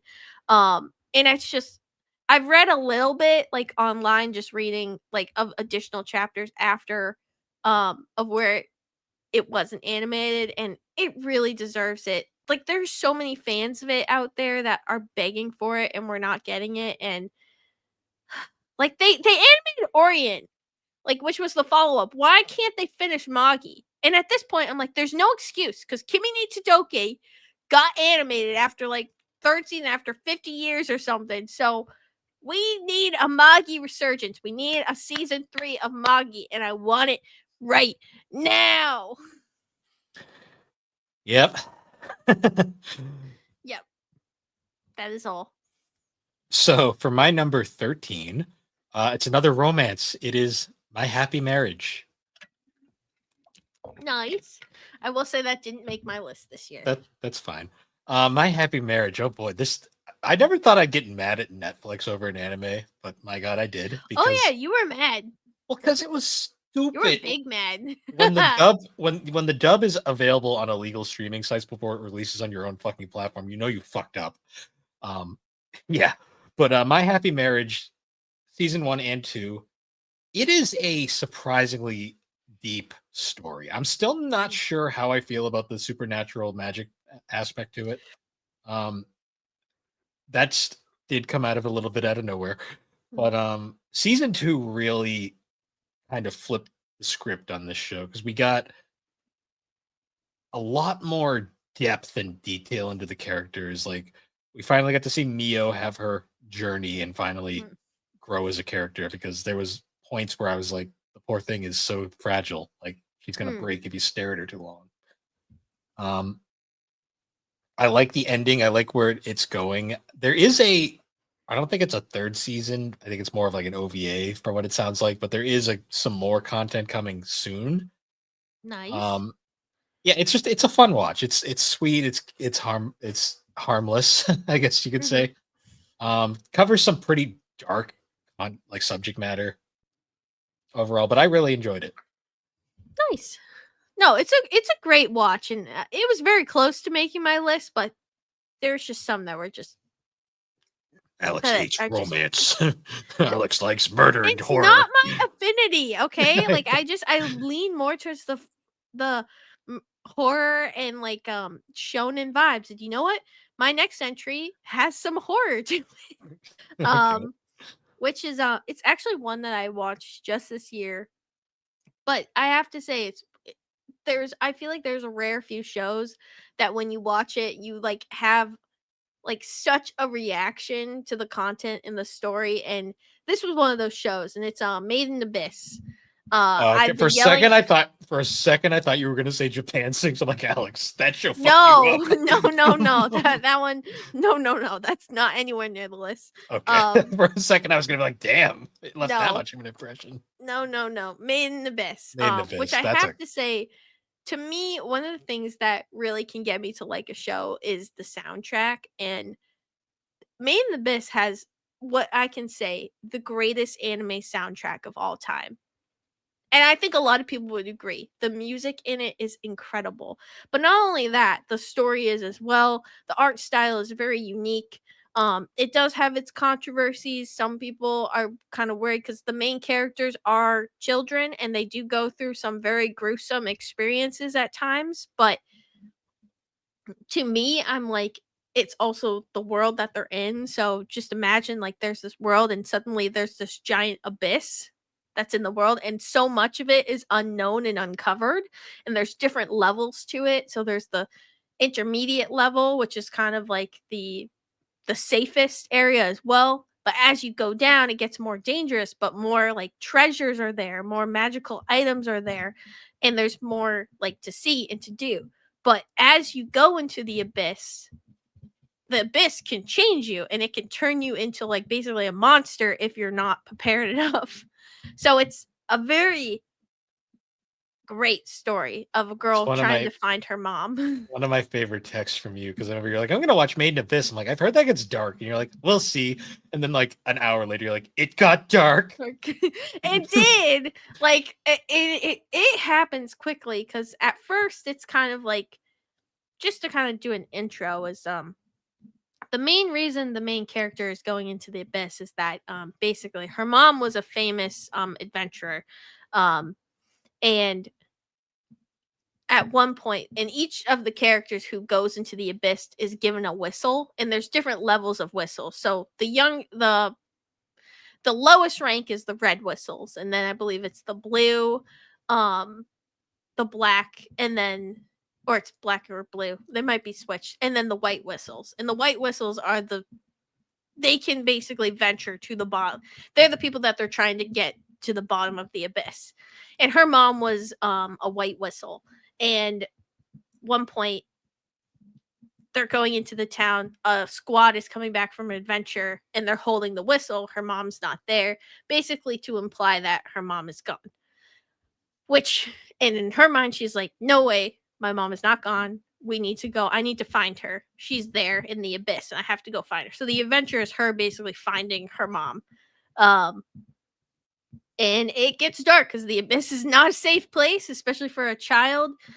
She ends up meeting a character named Reg, who is this robot child, um, who ends up helping her on the journey. And you're kind of finding out more about him as well. I don't want to spoil, but it's a great adventure story, and it does get dark.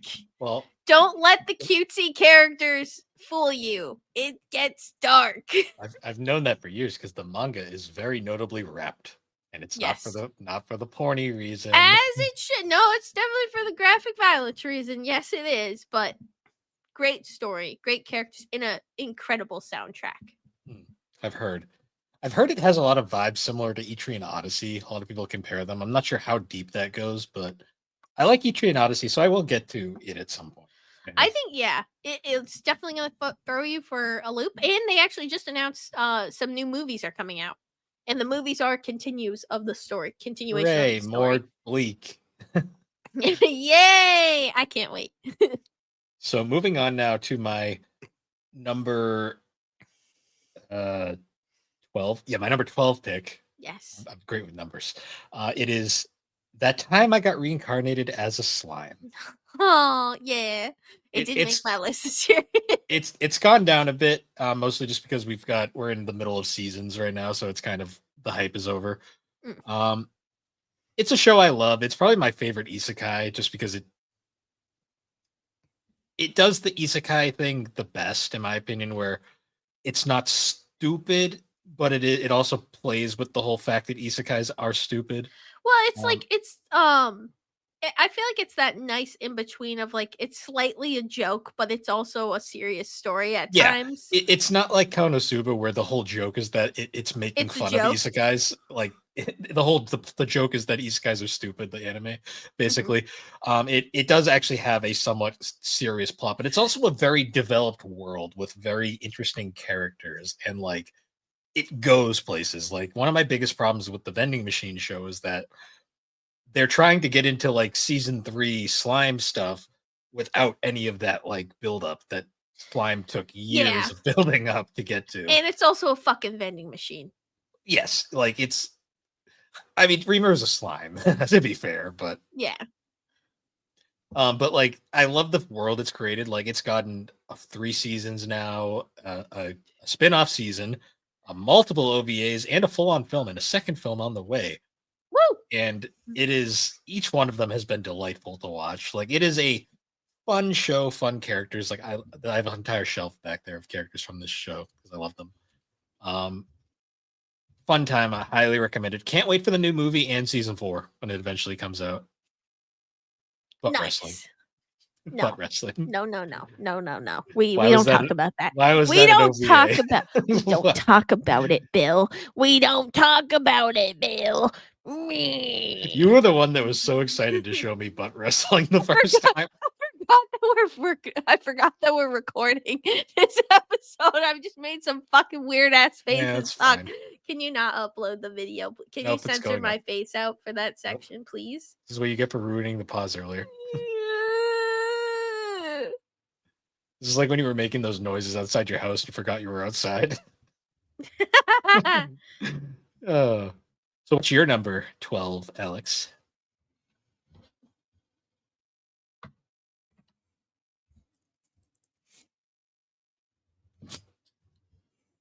Look at the chat.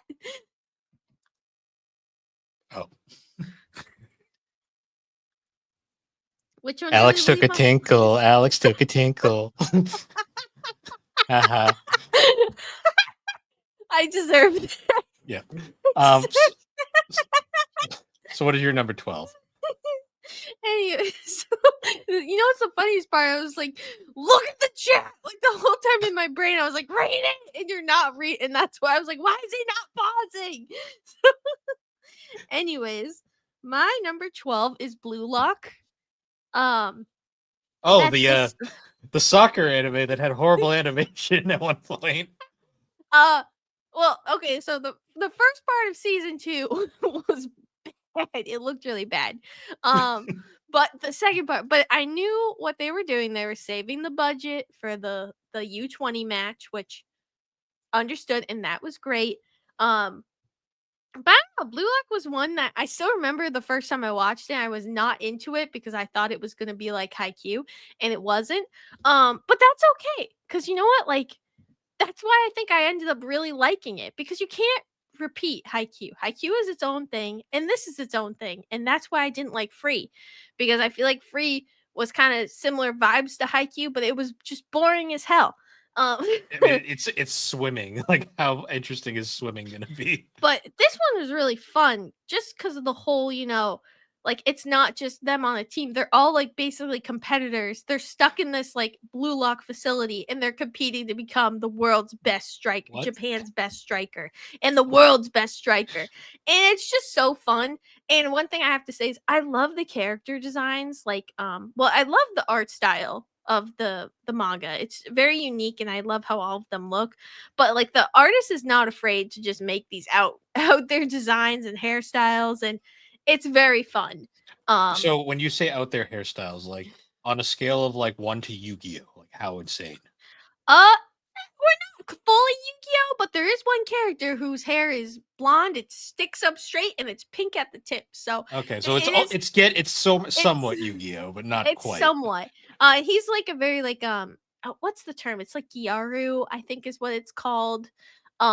Which I think it's more of like a more applied with like females in Japanese art where they're tan and they're blonde Yeah, and yeah. There's he's like the male Gyaru, which is really fun. And he's one of my favorite characters because he's also just fucking insane.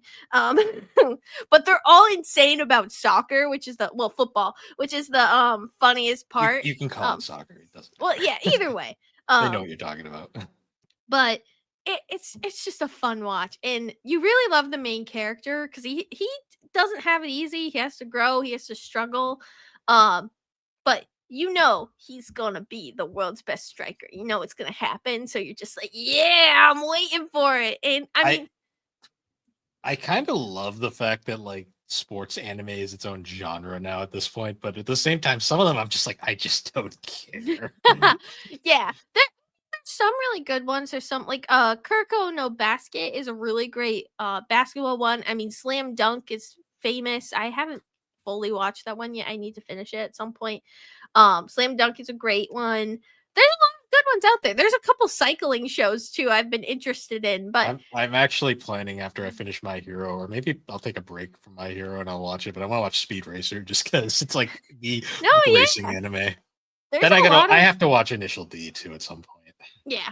There's a Just lot of great just sports for that, animes out there, just for that intro alone. but it is definitely fun. Like the concept of Blue Lock, where they're all competing. They're in this facility. They're all having to, like it's just fun, because I love my teamwork, but this is also kind of fun. All I can think whenever I think Haikyuu is I just think of that stupid gif of him going like this in front of the door. Like, like what is either way. I know it's on your list later, so we'll save it for there. Do you want to know what my number 11 is? No, let me do mine first. No. So you can shame me because this is probably too high. My number 11 is Solo Leveling, which I'm kind of like this is purely I'm not shaming you. I wouldn't put it there, but I'm not shaming you. I get it. Your it's taste is trash. you're the one that made me watch this show, by the way. I'm kidding. I'm kidding. I'm kidding. No, it's I was tempted to put it up higher, but I held back. It's purely recency bias, just for the fact that I watched season 2. I don't do this with animes usually. Like I don't watch them multiple times a year. Mhm. I'm not like you who watches your shows multiple times because you just have time that I don't have. But Shut up. you're just able to I'm do it. I'm not Mr. Poodcast who does 6 podcasts a week, sir. I also have other I need my hobbies that I me want to. time. Anyways, yeah, Solo Leveling season 2 I watched like 6 times this year though, because it just Oh my god. I watched that week to week, and my god, like there'd be points where halfway through, like I'm gonna start from the beginning again, just because. You can only count it twice though on your list. No, as I a don't new count. watch and a rewatch. I don't count rewatches for my list, so Wait, why not? because we are allowed to do our list the way we want to. That's the fun of our But list. you're not even giving yourself a chance to have a high number. I want it to be purely new watches. New watches me.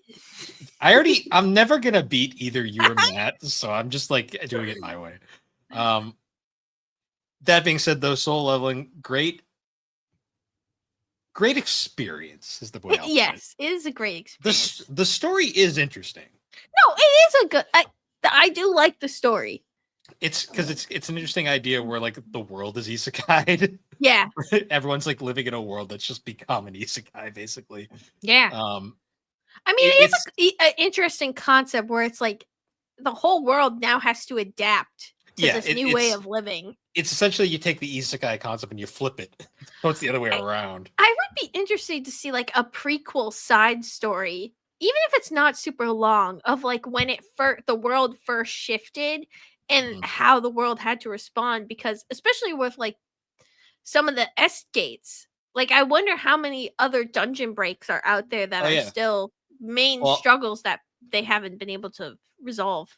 There's also like stuff like Jinwoo's dad, and like the fact that like when he was a hunter, they really didn't have a good way of measuring hunter capabilities, so it's very implied heavily that he probably was an S rank as well. Yeah. But what was that? Oh, I heard like a boop. Oh, yeah, that was it. Sorry, I was like, what was that? Either way, it's a fun story. The characters are fun, even though like I can only remember like 2 names because it's a Korean show, so it's they're Korean names, and I have a harder time remembering them because they have a different naming structure than Japan, and I already struggle with Japanese names as it is. I will joke though, it's another case where like the character that I find the most interesting is Jinwoo's sister, who is completely a background character, by the way. She is very fun. Because she lightens the mood whenever she shows up, because she's the real person living in this fucked up world. Until later on. She's still a real person then. She just experiences. No, I meant like I meant she lights up the world. She's gonna have a tough time later on. Okay, I'm spoiling. Close your ear holes. It's ASMR time. It's okay, Alex. We ain't getting to season 3 anytime soon, so people aren't going to experience that. Because it wasn't their plan to do that. No, they didn't expect it to be this fucking big. But it's so good. It's so good. It is. But anyways, what is your number 11, Alex? Because you seem so excited to talk about it. Number 11 is Haikyuu. Oh, funny time. Yeah, that's why I was like, oh, I could talk about it. Yes. I love Haikyuu. It's such a fun sports anime. Remember when this was like your number 3 years ago? It's Bill, there's a lot of good shit, okay? I know. And Haikyuu's still really good shit, but I think a big struggle for me too is the fact you can't watch the dub anywhere, which really sucks because it had a really great dub, and it's really sad that you can't watch it because the dub was so fun. Like if you watch clips of it, like the it's one of those cases where the voice actors just had a lot of fun. They didn't do a Ghost Stories, but they had a lot of fun with it. Ghost Stories was strictly like, this was garbage, so we're just gonna do our own thing because there was nothing valuable in the original. This is they just adapted something and made it work in a dub. Yeah. Not that the sub is bad either. The sub is still good, but it's that's the difference. Ghost Stories sub is garbage because the fucking source material isn't good. Yeah. Well, and Haikyuu, I feel like too, it's one of those shows where again, it's an underdog story where the main character like kind of wasn't really able to have any good experience, but he loves volleyball. He wants to do and he's passionate. And you see them grow into becoming like this great player. Um it's such a good story. I can't wait for them to animate like the final arc. The um I think Puerto Rico. I know he goes somewhere, somewhere overseas, and watching him kind of grow. I can't wait for that arc. I'm so excited, It's just for so it to funny be that animated. anime can make something as mundane as volleyball hype. Yeah, it's really sorry, I was yawning. It's real. I don't know what's gone into me. I think it's just the week. Like it's Yeah. been stressful. But yeah, Haikyuu, wonderful. I feel like it's a really great intro to the sports genre as well. Because also, like, I mean, I never thought volleyball was interesting, but like the matches are intense. Like you're watching, and you're like getting so into it. Like I was like, oh my god! Like it was like following like a regular sports. Like I don't know. I loved it. It's so good. Nice. Yeah. Um, so moving on now, we get so speaking of things that used to be number threes, this is the first time this has dropped on my list in a very long time. Uh, Oh. My teen romantic comedy Snafu. Ah, that's the one I was Yep, thinking. that's Yukino back there. Yeah, I get it. I mean, she's dumb bitch energy, so she should be lower. You know nothing about this I show, know. man. I'm just fucking with you. This show is like the anti rom com in a lot of ways. Like it kind of takes the whole idea of a high school rom com slice of life and just kind of flips it on its head. Where the whole the gimmick is that the main couple they're both like miserable people, kind of, and like the main character, like his entire thing is like that his life just kind of sucked, and he's very much like fuck everything. Everyone hates me. I hate the world. Mm. And Oh. he ends up getting like brought into this the service club as they call it. And the whole thing is he meets Yukino back there, and then they basically they mix together like water and oil, basically, where they're not compatible, but they are, but they're Mhm. not. And there's a whole backstory where a third member of the club joins, and she is a character that actually accidentally ran him over with a car earlier in the series. And Whoops. there is like this pseudo love triangle, but what makes this love triangle deep is the fact that Yukino has genuine feelings, and meanwhile the other character is just into it because it's fun, and she doesn't actually have genuine feelings, and she actually actively tries to fuck over Yukino just because she feels like it. Because Mm. she tries to be her friend, but she's not really her friend, She's a bitch. but she's not. It's written in a way that you have to really look closely because a lot of people miss it, and they just see the love triangle, Mhm. but it's like there's like a deep aspect of like philosophy and critical thinking throughout the show, which is like Mm. why I find it really fascinating. The way the author wrote it, like the light novel is apparently a lot deeper in the writing. Like it's a very dense light novel, Hmm. apparently. The anime is a bit more cut down to make it more digestible, but Yep. it's got a very distinct writing to it, and it's kind of fun. They did a somewhat follow up season that kind of ruins the experience. That I don't like to include just because it's not as good, but Hmm. the main light novel is very fun, very interesting. Good dub, good Sentai work. Unfortunately, I've just seen better stuff since then, so that's why it's fallen down. But I still like No. it for being it's unique. That is the Yeah. reason why it sticks out to me so much. And all three seasons are currently on High Dive. For a Yeah. long time, season two was Oh not. yeah. I remember that. You telling me that I was like only that for a while, and it was just like, what the heck? I mean, I have the Blu-rays, so it's not a huge deal. But for other people who would want to watch it, like it was really annoying that season two was just missing. Yes. But yeah, that one's moved down here. Um, yeah, my teen romantic comedy snafu. Nice. My number 10 is JoJo's Bizarre Adventure. JoJo's Bizarre Adventure is a bizarre adventure. It's a great time. It's a really do, you, fun. do you remember the mundane name I came up for the show? was like, no, what was it? It was Joe's mundane excursion. Joe's average day. Joe's average excursion. That's what it was. Um, yeah. No, it's a really great show. I loved the last season and where it kind of, because at one point, like they, well, and he already kind of did it because the power system kind of changes from parts 1 and 2 to 3, um, 3, 4, 5, and 6, and then part 7. I think it's 7 is gonna. I lose track. Is gonna have the world shifted because the last part with Jolene, it basically left it off with like the universe was now a different universe or it reset, something like that. Which I know not everyone loves that, but I enjoyed what they did because I think it needed to do a change, something, especially after what happened to some of the characters. I'm not going to say, but JoJo's, it's really fun, such a unique art style and such a unique experience. And there's really nothing out there that you could compare to JoJo's. Don't think there's anything that It you could has a compare to Gucci JoJo's. line because It does. the creator is so extra about everything Well, in the like the art best in way. the well, that is one thing, is like JoJo's has some of the coolest character designs out of any show out there. Like I don't think it's um I think even people like, I think you yourself could easily identify that's a JoJo's character Yeah, from I just mean, one look. I plan on watching it once. It's my next big project after My Hero. So Mm. It's a great time. And it's just really fun and like emotional at times too. You get really invested in some characters, and my favorite arc personally is part 4. Um which is Persona, the arc the where Persona arc. kind of like the town of stand users, which is just really fun. And I think it has some of the best characters in it as well. So that's always my recommendation. I'm like, get to part 4, and like that's like where I think it really hits.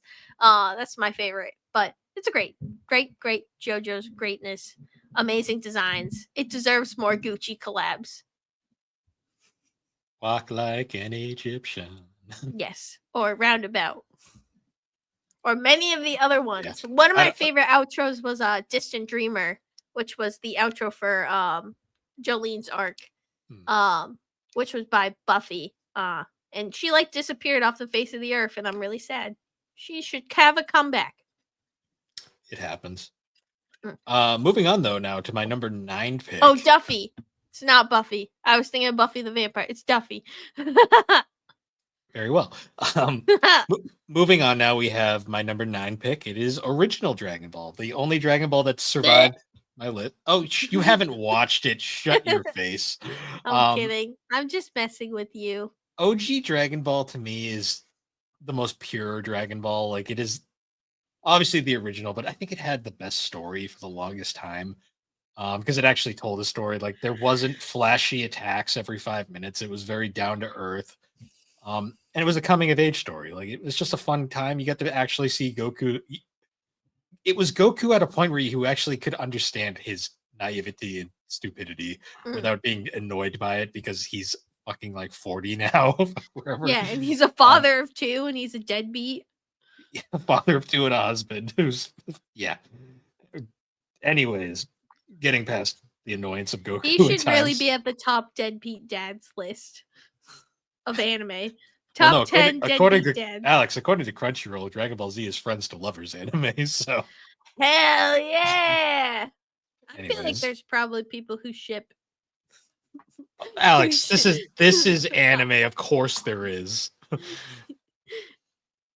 Moving on from that, though, I just love OG Dragon Ball. Like it is, you see a lot in OG Dragon Ball that later gets developed. Like it also has some of the best fights in the series because they're very the fights I like because they are very simplified. They aren't like lasers everywhere. Like they actually had to like do choreographed fights and like there was a lot more skill involved, not so much just like Goku pulls Ah! 5 episodes of that. Um they didn't do Kamehamehas as much because they were much a slower attack that wasn't as useful as they were. Yeah, Just a and fun he time. he wasn't blue or yellow or pink It or was also silver. I'm Silver. The Sonic. There's even more Sonic ties now. There's a lot of Sonic ties in I Dragon know, Ball. but like blue, like Sonic, pink, like Anyways, it's Silver. The hedgehog. oh yeah, Super Saiyan wasn't even a thing. That's right. Yeah. That's right. Yeah. Yep. Um, still the best. One of the best fights though ever is the final fight, Goku Piccolo. But anyways, moving on. I love OG Dragon Ball. Definitely worth a watch. Good for you. What's your You nine, want a Alex? sticker? My number 9 is Frieren Beyond Journey's End. Oh, fun. Is that on your list? Give your thoughts first. Is it your next one? Give your thoughts. Well, I love the story of Frieren. I was really hooked from the beginning of just her, like, of Frieren's watching Himmel basically realizing that she was losing Himmel, and just that change in her life where she went from, oh, like, I need to connect with people before they're gone because I'm this elf and elves live forever and I want to embrace all these connections. And I don't know. I love the characters. I love the story. Um Freeren's such a fun, lovable character, but she's also a very emotionally deep character. She has a lot of like She's emotionally deep despite not showing emotion, which is that's kind of the thing yes. about it that But makes it. when she has those brief moments where she does show her emotion, it's so powerful. I think one of the scenes that really hooked me was the scene when she started crying over Himmel. And just how profoundly upset she was and how much like she realized that she needed to connect like oh Yeah, that scene really like really I'll got me. I'll just say it now. It's my number 8 pick, so we'll go right there. Yeah. Um, but like the one of the most the heartbreaking scene is like the scene where she goes away on her journey and comes back to the village and sees Himmel as an old man, and Yeah. that hits her because she's like, right. She Mhm. just realizes like she's like, oh yeah, For time. me, like everything like that many years is nothing to me. And then but for everyone else it's different and oh, like it's going to break my heart when Well, eventually because eventually the series is going to lead to like why am I brain farting on her name? so you're talking about Fern because Yes, Fern. one of the Fern. I big don't know why Fern things. was. I wanted to call her Mimosa for some reason. I'm like, her name's I not mean, Mimosa. It's Black they Clover's on the brain. they have Uh, similar builds. I'll give you that yeah, one. yeah. Um, But like at one point, there's gonna be a moment where that is going to be a conflict, and I wonder how she's like. I don't know if she's gonna be able to handle it, well, because and I'm it's the big thing is she's known Fern since Fern was a child, and now Fern's almost an adult, and Freeran still has not aged. But you know for a fact down the line, eventually Fern, Stark, they're all gonna die, and yeah. Freeran will still Well, be around. and I think too the whole premise of the story is that they're going to beyond Journey's End. Because wants to she wants to talk to Himmel. She wants to like say everything she didn't say. And a part of me feels like this I mean, I think there's a part of probably you as well that's questioning is like is Journey's End even going to be a thing? Cuz I feel like at some point like she's not gonna. I don't know if she's gonna talk to Himmel. I don't know if she's gonna It's it's one of those things where we don't know because of the way it's being written. It's because there's you a don't lot of know because journey. the story is very fantasy and they could, but I also you Well, just don't if like. you want to There's also think about the dark theory that I had is like if you think about it, she might be on this journey longer than Fern and Stark are alive. yeah Like there's a very good chance she could be journeying with their descendants after because I mean let's face it, we can see where that's going. yeah. It's very clear. Um, I will say though, one thing about Freeran though is as much of a somber and almost like right in the feels kind of show it is, it has its moments of comedy, which makes it takes you it brings you out of the level. It Yeah. brings some levity, much needed levity. Like there's a Alex sent me a reel recently of the scene where they're in the cart and the cart explodes and they're falling to their deaths. Their Yeah. deaths. Um, and like you've got like Frieren does her magic spell to save them, and you've got Stark screaming his ass off. And then my Yeah. favorite is just Fern in the background giving no fucks at all because Fern does not care about Yeah. anything. So it's so Well, and then great. the other guy who's I'm brain farting his name, but the fact that like Freeman's like, "Oh, according to plan." And then he goes, "The fact that I don't know what's more terrifying, the fact that she thought that that was a plan or the fact that we actually made it alive or something." He's like, "I Yeah. don't understand." Like, oh, Like there are some really great moments. like there's a great like even the moments without Frieren. Like I love the moment where like they're going to invade the fiend or what were they, the demon village or whatever. Yeah, I think so. And Stark's like yelling to Fern. He's like, "Here, take my hand," and then Fern just like, "Fuck you," and just flies over him, and he's just has this look on his face like, But then like at the same time during that arc, there's the flashback of Freerin with Himmel where there was that demon child in the village and mhm. there was that The choice of darkest like fuck moment. do you let the child live or do you let the or kill the child now? And like at first they Himmel chooses to let the child live. They both do and then they soon realize that that was a mistake and the kid killed Also, the everyone and then they had to kill him anyway. oh So yeah, and then that darkest fuck scene where Frieren kills the pink haired demon girl. oh my god. And like That the thing is like she kills her by just like basically mind fucking her with her well, because power uses and her like power against her, and we don't even see it. My favorite part is the fact where Freeman's just like Freeman literally just goes, "Kill yourself," and it's like, holy shit, yeah. like, like But holy that crap, fits the character. So it does. It's just Freeren's it. amazing. Let's There's just say so that. It's I can't wait to see the next season. I'm yeah, so we haven't excited for even that. got season 2 yet, and I'm just like, And I was it better not be fucking Rob this year is all I'm saying.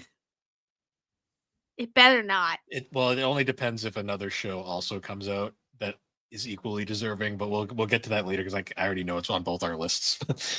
um, Oh,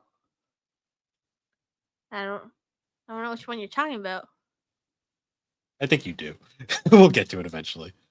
Okay. Um all right. So my next one, well, my number 8, because Bill's number 8 was free run, is Black Clover, which get hype, people. We're getting another season. It probably won't be next year, but maybe the year after The that. Who knows? the shipping war. The Yes. shipping war. Throuple. Throuple. My God. I love how that fandom was just in a state of like depression and denial. And then the second it's like season 2, shipping war. Like it's like Yes. Jesus Christ, people. I hope there's more throuple supporters. I'm just saying. I want Asta, I hope Mimosa, it's and random red. Noel I together. hope I hope it's random red haired girl from No. like early We on, just want out a of threesome. nowhere. We want the threesome. Uh, but Black Clover, it's so fun. This is like probably well, not one of my longest this is one of the longer runners that I got into. And I love the story. I love the Black Bulls. The Black Bulls are such endearing characters, and it's really hard to say that a show can flesh out every character, and this show successfully has. Every character has their arc, their moment, their character building. Um, because it also just kind of makes them more of a team and makes them more of a unit. Um, and and the fact that it left off on that superior A plus S tier whatever fight and then it just fucking ended. It's It just like ended a crime. It's a it crime. it ended right when it got good, but you give them credit. They didn't stretch it out with bad But filler. the thing is though is like it was still good though. Like all of it has been good, but it was right when it just was hitting that peak is what I'm I know, talking about where it was like, "Oh, yeah, but this just is good shit." you have to be happy they didn't try to stretch it out with bad filler, and No, then I agree and they did put one filler, which apparently is canon. But yeah, but they did do because one of that, filler also and it didn't go well. the movie is also canon, and Yeah, I which love that. I will take that. I will take that. But yeah, I freaking love the show. I love the characters. I have loved where the manga went. Especially um it was a very good sequel following cuz the next arc is the Spade Kingdom arc. And then I'm not going to say after cuz you know that's what's happening cuz the Spade King invaded. But the arc after that shifts things and it does it in a very well way.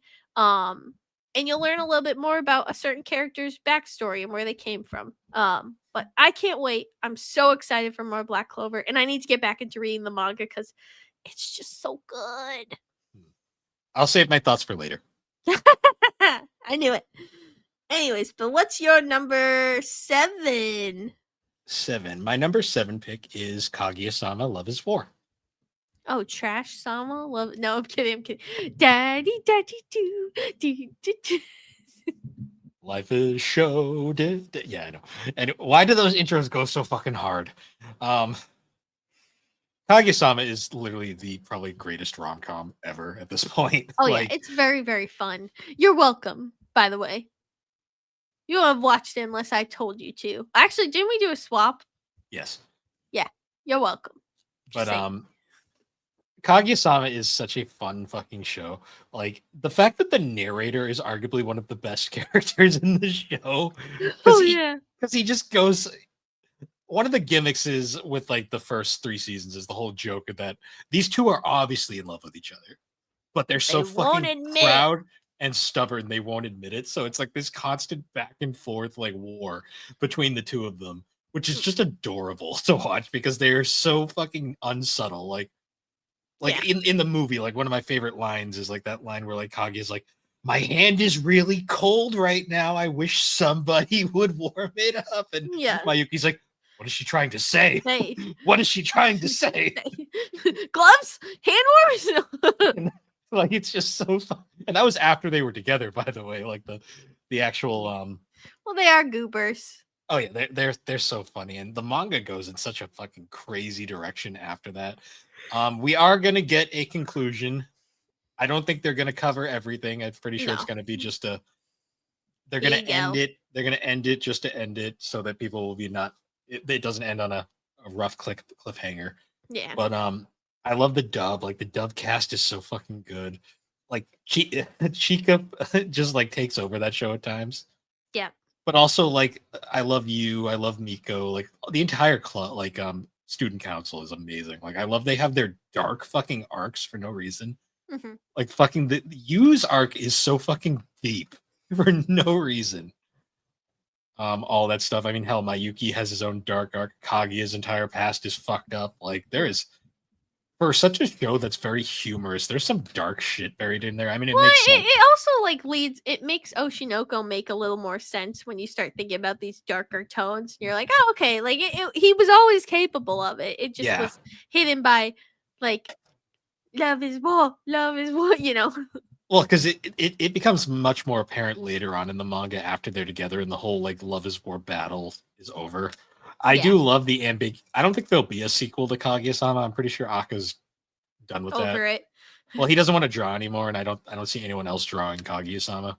Yeah. But he did leave it very ambiguous that like he kind of somewhat implies that like you and Miko are gonna have their own love is war battle now because they're the new student council president and vice president. That's cute. It's all left ambiguous, but it's such a fun story, and I love it. And it's implied in Oshinoko that Mayuki and Kaguya got married. Yeah. Well, no, it's not even implied. It's just flat out stated. Like, Yeah. 'cause she has a wedding. Her name is Kaguya Shirogane, and she has a Yeah. wedding ring. It's like straight up. But Yeah. I love the show. I love the music, the voice talent, the narrator, everything about it, and it's such a just funny show. Mm. So, what's your number 7 pick, Alex? My number 7 pick is Dr. Stone. Dr. Stone was one. I think it's been pretty consistently on my list. But it's just a really fun show. It's also a very interesting show of kind of like what would happen if there was an apocalypse. Because the whole scenario is that one day everyone just turns to stone. And the world basically, and it's like 3,000 or 4,000 years in the future, and everyone's these stone structures, and the world is just changed. It's been taken over by nature. Everything's back to its roots. And the main character is Senku, who is a scientist, and his goal in the world is to revive every single person and bring them back to life. And he goes through some challenges. He faces like his first and a lot of the times the theme is like they start. Oh, it's almost like Dragon Ball where they go from enemies to lovers, where they end up joining his kingdom of science. So he faces like um different people along the way. A lot of the characters are great. One of the things he really struggles with is like his dad was actually in space. Um, Mm.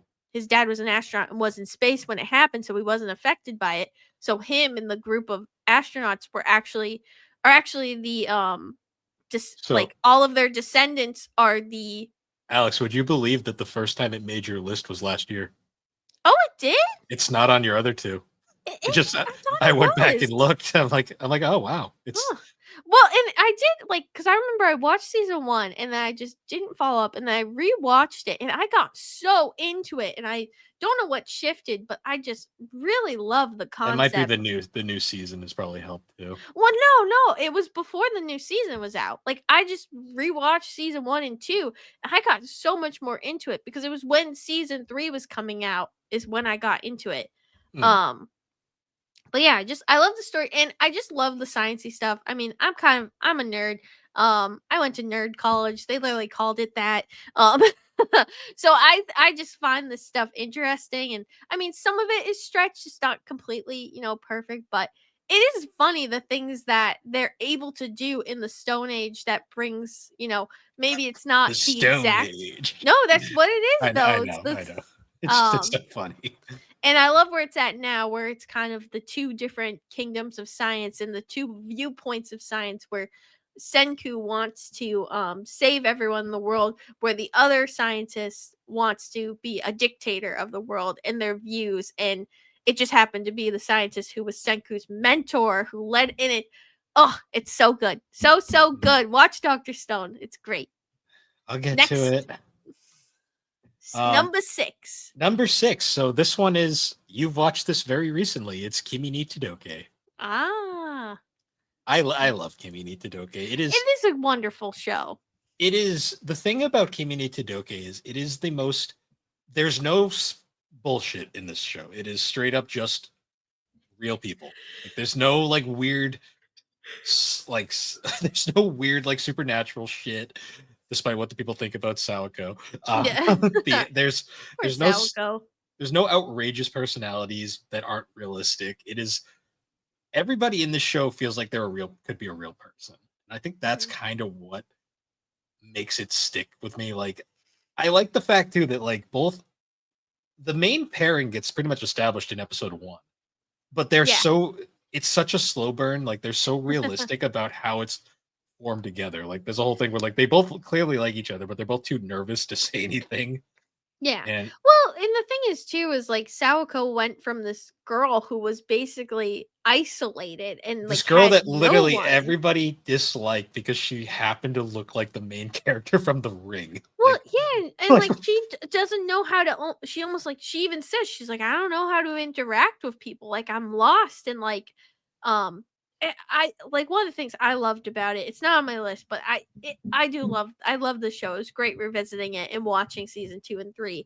Um, but like the friend group that she makes is so solid, and they care about her so much, and they want her, and they push her to kind of like break through some of those boundaries that she wouldn't like necessarily have done, but it helps her grow as a person. It's just oh, it's so good. So good. I love the little moments too where she goes all like chibi and like has her little like inner mind moments too, where like she's in her like weird like dazes where she's all like happiness and then it just Yeah. gets brought directly back out into the real world.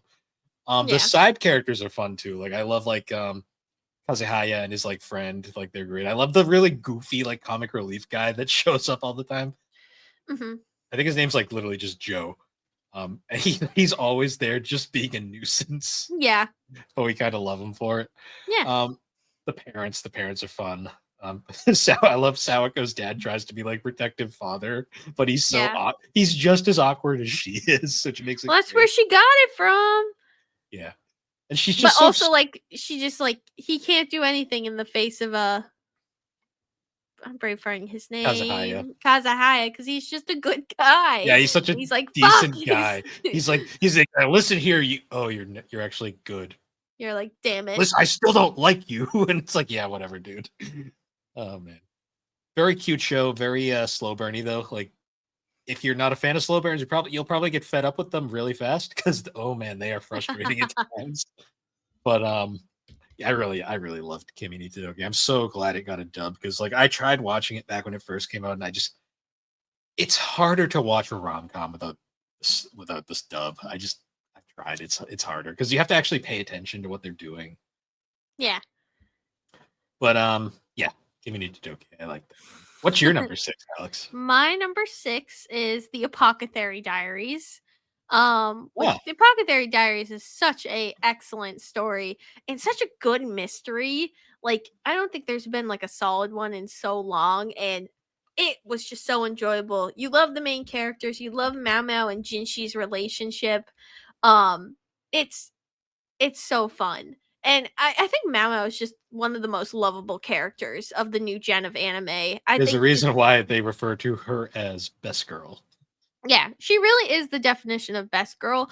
And it also is one of those ones that like after every episode you were like, I need more. But also just how season 1 set up for so much stuff in season 2 and like the whole storyline there. I'm excited to see like because really season 1 season 2 was all one huge storyline that didn't seem like it was intertwined, but it was all intertwined as the mystery went on. Hmm. And I'm excited to see like the shift from season 1 to season Well, yeah, 2. I'm because excited to especially see how season 2 ends, where it's like Jinshi can't keep it a secret anymore. It's out there now. yeah. Well, and Mao isn't going to work in the uh rear palace anymore, but her dad's working there, and just so much change is happening. You're curious how it's going to evolve, where Jinchi and Mao Mao are still connected, but in these different roles that they're now going to play. But I can't wait. I'm really excited. I'm probably going to start reading the manga soon This because I this can't was the wait. one that I said is like the only argument against Frieren as the best anime. Oh, that's where I was confused. You were talking about like this year coming out this year Well, that's again, what and I'm I was saying. like, Well, because see, I was like, there's not going to be a season 3 this year or anytime soon. So that's where I was getting confused because you were they talking didn't. about a new season. That's what I'm saying. Like we don't know because they didn't give a date. They were just very ambiguous. There's no way. There's not enough content right now. There's no way. We'll I do see. not believe that you are not going to get something in the year 2025. That's cuckoo. It only came out season 2 Well, I mean, only came out in we're not 2025. getting Frieren in 2025 either. Yeah. So I think like 2026 would be the earliest, but I wouldn't be surprised if it's not until 2027. I was Yeah, implying that's where I 2020. was I was oh, implying okay. 2026. That's where I was really confused. I was like, okay, that makes more sense now. But what's your number 5, Bill? Your top 5. My number 5. I'm not gonna. I'm saving my thoughts on Apothecary for obvious reasons. Okay. But my number 5 is Black Clover. Oh, nice. Black Clover. God, those intros are so good. Yes. Unfortunately, we've kind of already said most of what we had to say. Black Clover is a very fun story because it is just out of all the shonens out that came out in this like new wave of shonens, it is different. Like Mm. tonally, artistically, yes, it has surface level similarities to Naruto. It is very But I feel like the stories are so different they though. are. That's why I said surface level. Like Yeah. there is similarities there. I get it. Like the whole like character starts from nothing, has to build his way up to the top, wants to be the king, like wants to be the top of their world essentially, Yeah. has to build his friendships along the way. The only difference is in Asta's case, he actually has friends at the start. Yeah. Well, I mean, it takes a little bit though for him to fully bond with everyone, but It does, but like the big difference is the Sasuke of the Black Clover universe isn't edgelord emo at the start. He's yeah. actually a good dude. Yeah. So He's just a dude um that's really strong and like yeah, but it's a little awkward.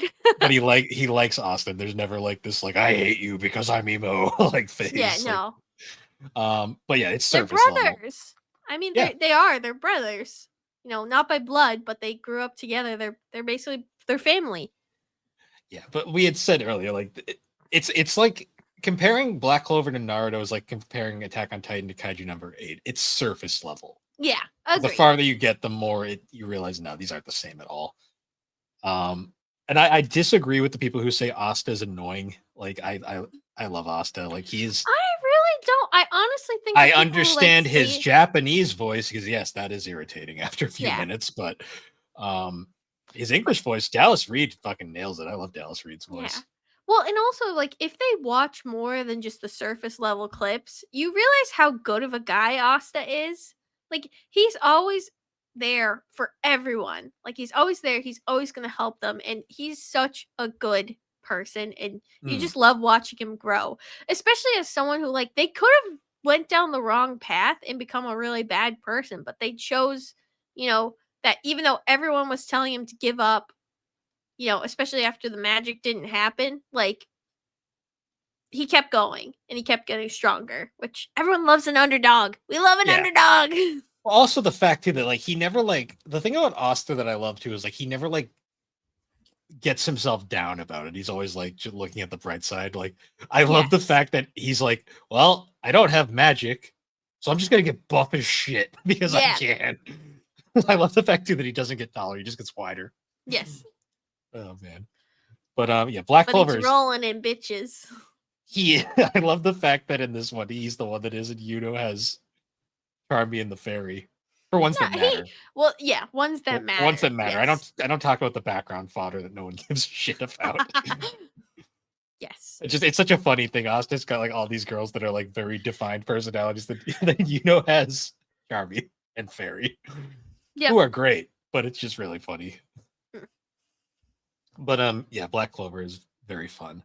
What's your number 5, Alex? My number 5 is Trigun Stampede. Or just the Trigun series, but that was the image that popped up first. But yeah, I love the Trigun series. I actually revisited Stampede a couple months ago and I was like, "Oof, this shit is good." And it left me so excited for the next one, Trigun Stargaze, I think that's what it's called, but it's going to be the next season. Um but it's really great. The classic, the new revitalized series, they're both excellent. It's a great story, space cowboys in some aspects, but I love the Stampede kind of took it and almost made it like a cyberpunky um revitalized version and really brought a lot of people into Trigun because for me personally, Stampede was my first interaction with it. I probably would not have watched Trigun the original series if Stampede didn't come out. And it's also I always have to compliment Studio Orange Mm. putting in so much work to make 3D anime look good because Yeah, I I do mean not think it's anyone getting could.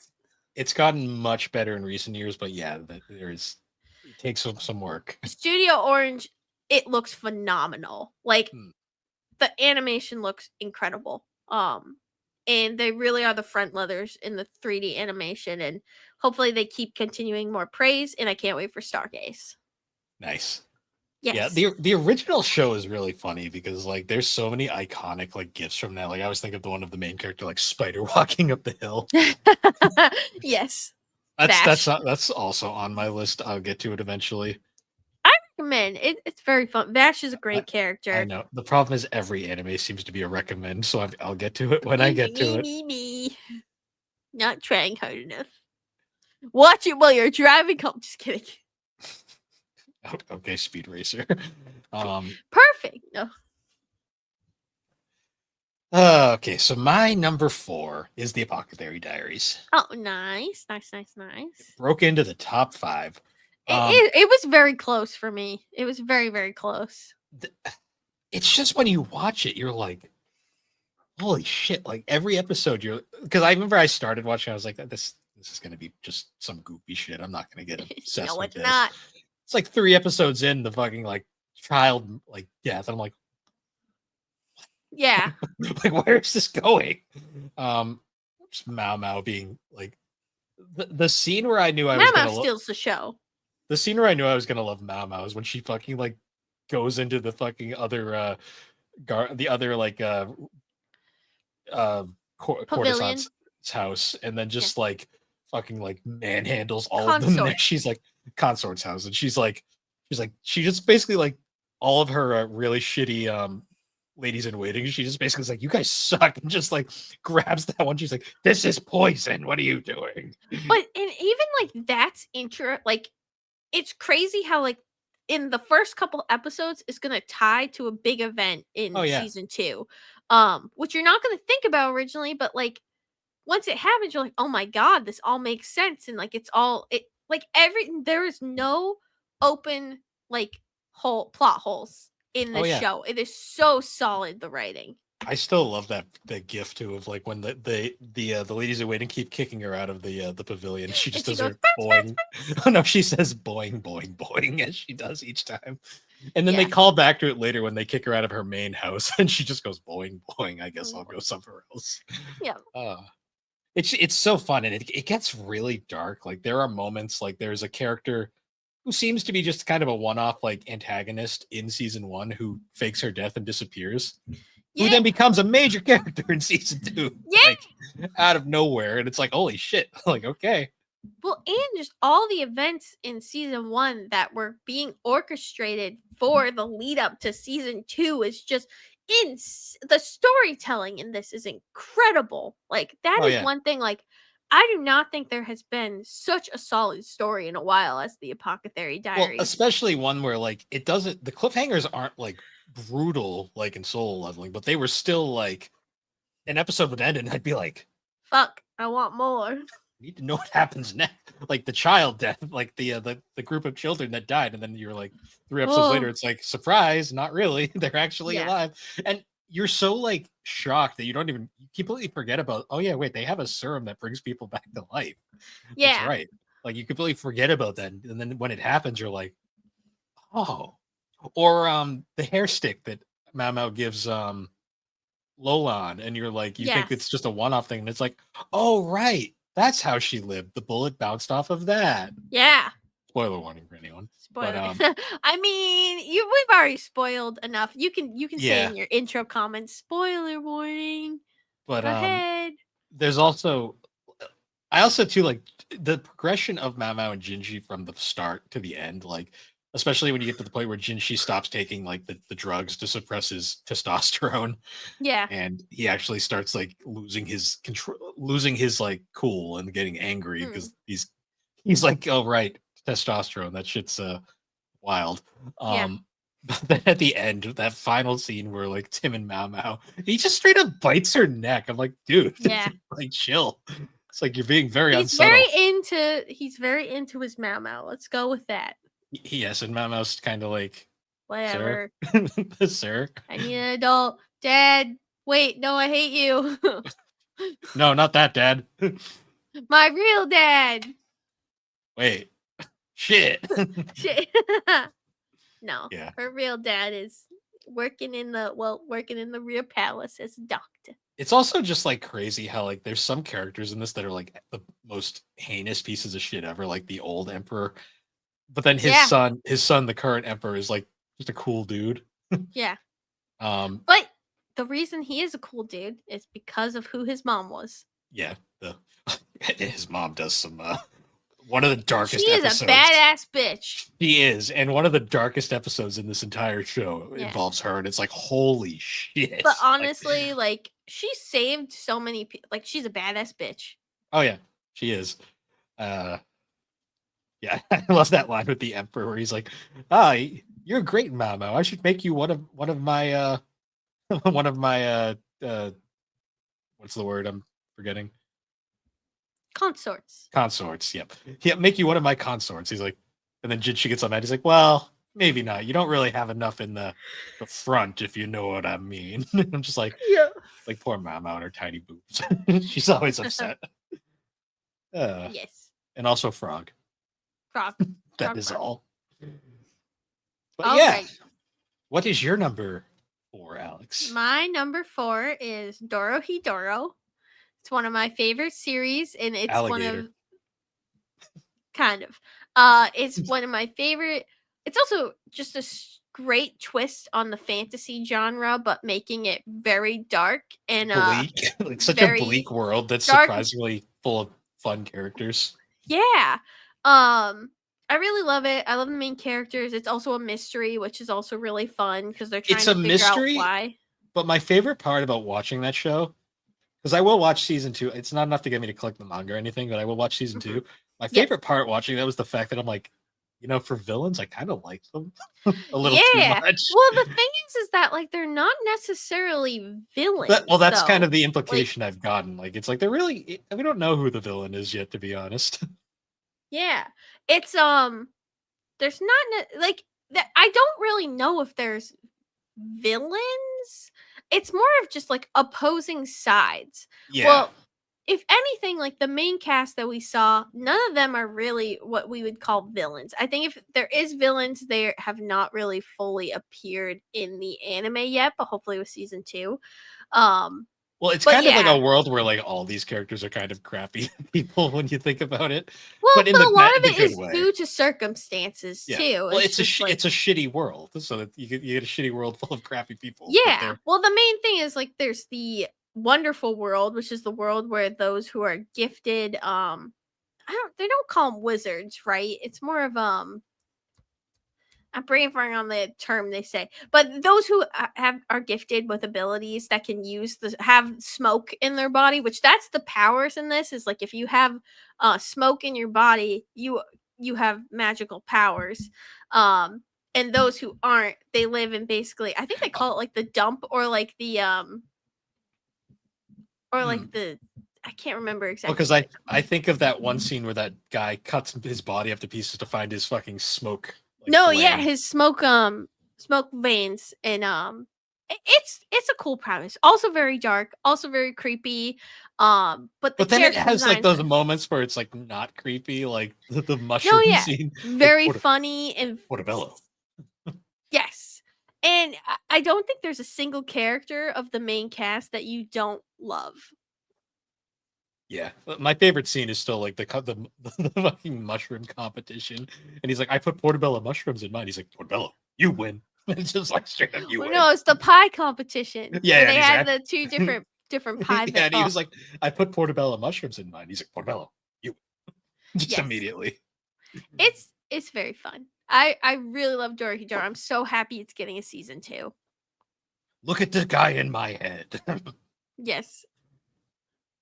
It's a Well, fun just scene. even that being like that's one of the very first scenes is you see him literally Kaiman literally bite someone's head and be like, "What did the guy in my head say?" And then when they don't give him the answer, they're like, "Eh, fuck it, kill him."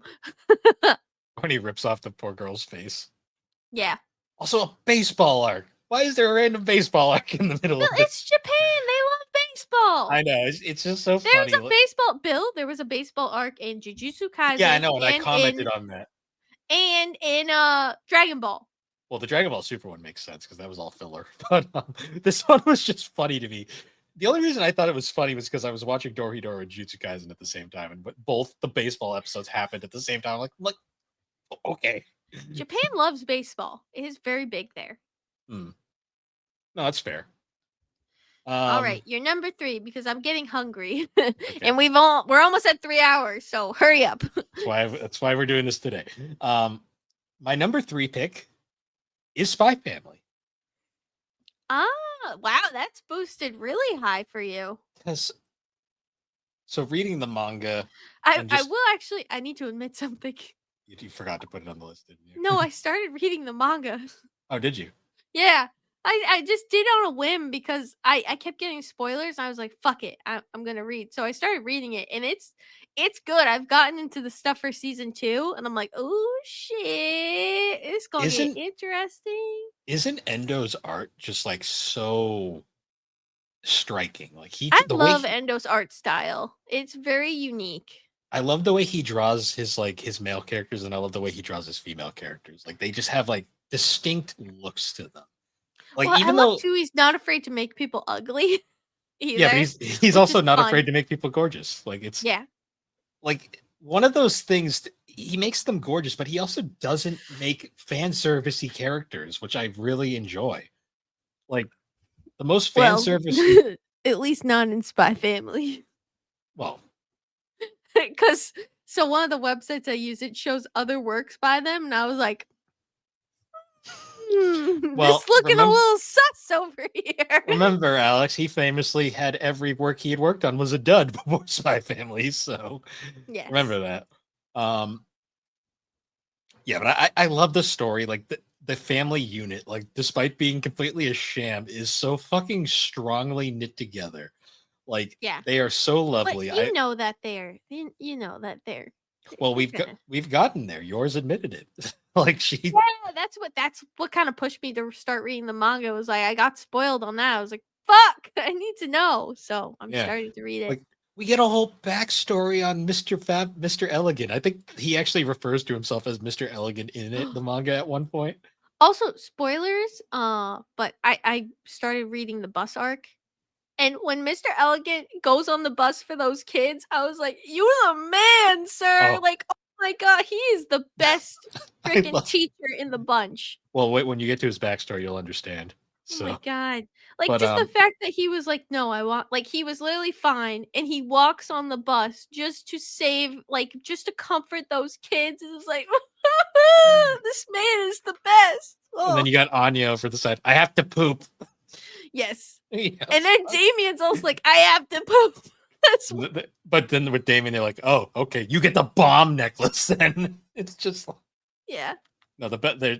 I won't spoil anymore, but like great series. Like I love all of them. Like I love the fact that like Yor is such an unhinged character, and Lloyd just kind of goes with it because Lloydie. he's like, I like her, so I'm gonna keep her. Yeah. Liquor, liquor, liquor. Liquor. Lloyd. No, it's That Twilight. Twilight. Twilight, yeah. That movie was so good, Code White. The fucking Anya poop segment. I Like I rewatched that and it was a fever dream of hilariousness. Spy Family is just such a joy. Like the fact that it blew up and like they are they're doing as much as they can to pump that shit out, but also not run into like filler fatigue Yes. is great. I love Spy Family. Ooh, What is what is your number three, I Alex? hit my mic. My number 3 is Bill. Nobody. Oh, it's It's Kaiju Kaiju number eight. number 8. I Nice. fucking love this series. It became one of my top favorites, like, I know you watched it ever. like 4 times. I did. I watched it like 4 times, well, 4 times last year, and then I think I've watched it 2 times this year. Um, in preparation for watching, Sadness. Yes. yes, for Sadness. I need to get caught up on the manga. It's time. But oh my god, it's a great story. Like the thing is like to me, if you can get a great foundation of characters right off the bat, I am in.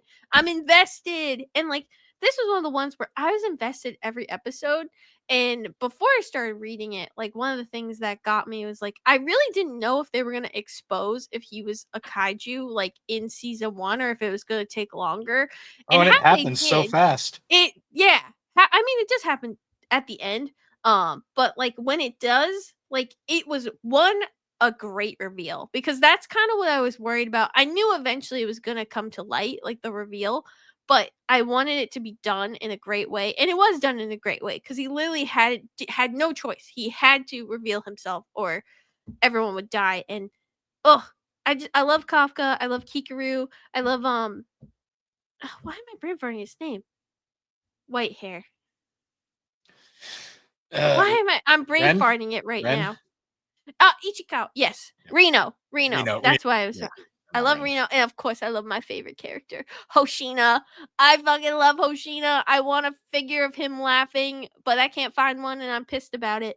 But And my girl I back just there think hanging out with hanging out with Mao Mao. yes. I just think if you can have an astounding cast of characters, like you really are into all of them in a great story. Because Kafka is like such a lovable main character and you are rooting for him. And it's also a nice thing of like never give up. And even though you're facing like the toughest thing of like something that no one else could understand, you're still pushing forward. And I'm really excited. I'm curious to see in the future if there's other people like Kafka out there as well. We haven't really seen that, but I'm curious to see if maybe Mm. it could happen. Um, but I'm excited. Sorry, I thought I heard a meow. Um, but I'm excited. I'm really looking forward to the rest of season 2. I know it's going to be sad. I'm prepping myself to be sad for the next time I watch it, but I know it's coming. But I think watching it animated versus watching it in person is so different. Reading it is different. I won't spoil because you're gonna watch it later today, and Oh no. I hope you're ready. I'm not ready. All right. What's your number 2? Wait, mine's downstairs. Yeah. My number 2, it's the same it's been since we started. It's Fruit Baskets. I love Fruit Baskets. Ew. I like veggie baskets better. Well, that's why you were having issues last week. So Hey! Don't bring that up on the podcast, you asshole. hey, I didn't specify anything. You're the one that's going deeper. um, but yeah, I love Fruit Baskets. It's just such a fuck. It's amazing how you can have like such a positive character who like looks at the bright side of everything, despite like the world being like trying to punch her down at so many times throughout Yeah. but then she's also like she saves an entire family, basically. Yeah.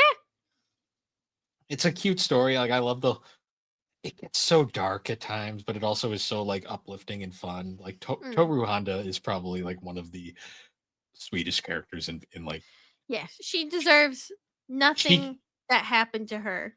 she gets yeeted into a swamp and just says, "Fuck it, I'm not leaving until you come back with me." Yes. Um, yeah, so super fun. I love all the seasons. It has such a great ending. Um, Did it you hear doesn't my need stomach growl? no. It was really loud. It I doesn't heard need it through my headphones. sorry. It doesn't need a sequel, but even though it got one technically, but that sequel was more of a little like here's some fun for 4 volumes. Like I love Fruit Baskets. There's not a whole lot to say at this point because we've done this like 4 years in a row now. Yeah. So what's your number 2, Alex? My number 2 is Bill's least favorite intro. Oh, It's Welcome to yeah. Demon School, Aruma. I love this show. It's just so fun. We're getting a season 4. It was announced, so I'm so excited. I But think to I've seen the next volume, so if you're looking for that, unless you've I already ordered already have it. it. Okay. I had to order some things and I got it. But it's just such a fun comedic show. It's very much a comedy, but you really love the cast of characters. Same thing. I love a good cast. Is what we're saying. Is the thing I'm finding out is But I love Iruma. I love how like he's kind of taking his circumstance with stride as much as he can. I mean, he's a human thrown into this world of demon because his asshole parents sold him because his parents suck, and it does go into that background too, which you feel really bad for him. Um, but he's kind of just making the best of it because he's like, well, my life kind of sucked where I was, and this demon world, everyone's kind of nice to me, so I'm gonna stick around. Um, it's really fun. I love Clara and Az, Her and mop. Ameri. Wearing her mop. Yes, and Irma, like in the Misfit class, they're so fun and they like become such a tight like Are they fit really called unit. the Misfit class? Yes, That's they're the so class of the mean. Misfits. They literally have them go in this dumpy classroom too, like that's next to the trash area. Yeah, but eventually one of the things that they do is they end up going to the Royal One is the classroom, which is the former classroom of the Demon King. And we know that Irma is going to become the Demon King. That's where it's going. It's the whole premise. But I'm excited. I love that show. I'm so excited to get season 4 because the next arc is going to be really great. It's the music festival arc. Um which is really fun because part of the thing is there's different like levels that demons can be, so or ranks, that's what the world. So in one thing for the misfit classes, because they're in the Royal One classroom, they have to, to do different credentials. So to keep the Royal One, they'll have to reach rank 4 by the end of the school year. And guess how many were rank 4 when that was announced? How many? 2 people. And their Hooray. classroom is I think it's about like 15 or 14. uh so yeah, they got a lot of work to do. So through each of these different school events and different challenges they go through, they have the chance to rank up. So all of them need to rank up by the end of the year to keep the Royal One. And I'm really excited to see the next part. But it's a very fun and silly show, but also a good story. So I Hmm, recommend. It has a bop intros. sure. Um, When you don't listen to them 50 times in a row for some yeah, people. yeah, in the mornings when you're trying to wake up. Anyways, so moving on now, obviously number one. Wait. There's no drum roll. Everyone knows what they are at this point. What? What do you mean? It's Inuyasha, and yours is One What? Piece. What? I thought yours was gonna be a Bobo Bobo. Wasn't isn't that a show? Bobo. I All thought right, I forgot. Your number one pick is I don't even know. I'm trying to think Naruto. of some No, just kidding. No, yeah. I mean, I think these have stayed for. These are just our consistent favorites. Devilman I love. Crybaby. That's Alex's No, favorite show. no. Uh, um, Oh, wait, I know what Alex's favorite is. After School Bitchcraft. go fuck yourself. That was a joke, and it's gone too far. A I joke that quit. backfired. No, you I'm don't. leaving. Alex, But you yeah, started my this, favorite so is you One accept Piece. it. Shit, my favorite's One Piece. Bill's is Inuyasha. Go back to the 50 other episodes to That's where know. we've explained this. Where we've Basically, like, when you're getting up at 5 in the morning when you don't even like anime to watch a show because the early days. And then Alex, fun fact, binging it and like, the first episode of this very podcast, Alex said, I'm going to start One Piece. yep. And I've never looked back. That is the funniest part about the early days of this show is like your One Piece progress, where you're like, I'm about halfway through now, Yep. and now you're obsessed. And like Bill, you need to watch it because it's a very good show. Alex, I have 5,000 things that are What in if front I of it. made you like in like a One Piece abridged? No, because I don't do abridged. I watch the whole thing. Okay, but you promise you're gonna watch the One Piece. We'll see how it goes. I'm curious about that one, so possibly yes. Promise right now. I'm not Promise making on any Musty. promises. Promise on Musty. Her name is Lucy. It's Musty because she's a Mustang and she's stinky. I'm hungry. Oh my god, did you hear that? No. It's like really loud. Maybe if I move the mic. Why would you want people to hear that? Because that's how fucking hungry I am, and we've been potting for almost 3 hours. So let's end it. I'm starving. Well, anyways, that was our top 25s. Actually, surprisingly different this year. Yeah, actually, I did look. I eliminated 1, 2, 3, 4, 5, 6 from my last year's list. And I had 1, 2, 3, 4 new additions. And quite a few shuffles. But my top 2 stayed the same. Yes, same. I had a few things drop off, few add, but yeah, it was fun to see how it is. We're actually later in the year. We're gonna do a movie top list as Yeah. well. Well, now that we've watched a lot more movies, and I'm gonna try and watch a couple more too before we start doing that. But yeah, now that we've You can watched a put consistent so amount. you're gonna put Grave of the Fireflies at number 1, right? No. What, you don't No. like to be sad? I mean, like it may make my list, but it's not gonna be number 1. You don't like Hello Darkness, my old friend? No. Be gone. Anyways, once again, guys, thank you for joining us on Gaming and Collecting. You can find Gaming and Collecting on all the major podcasting platforms, particularly Apple Podcasts and Spotify.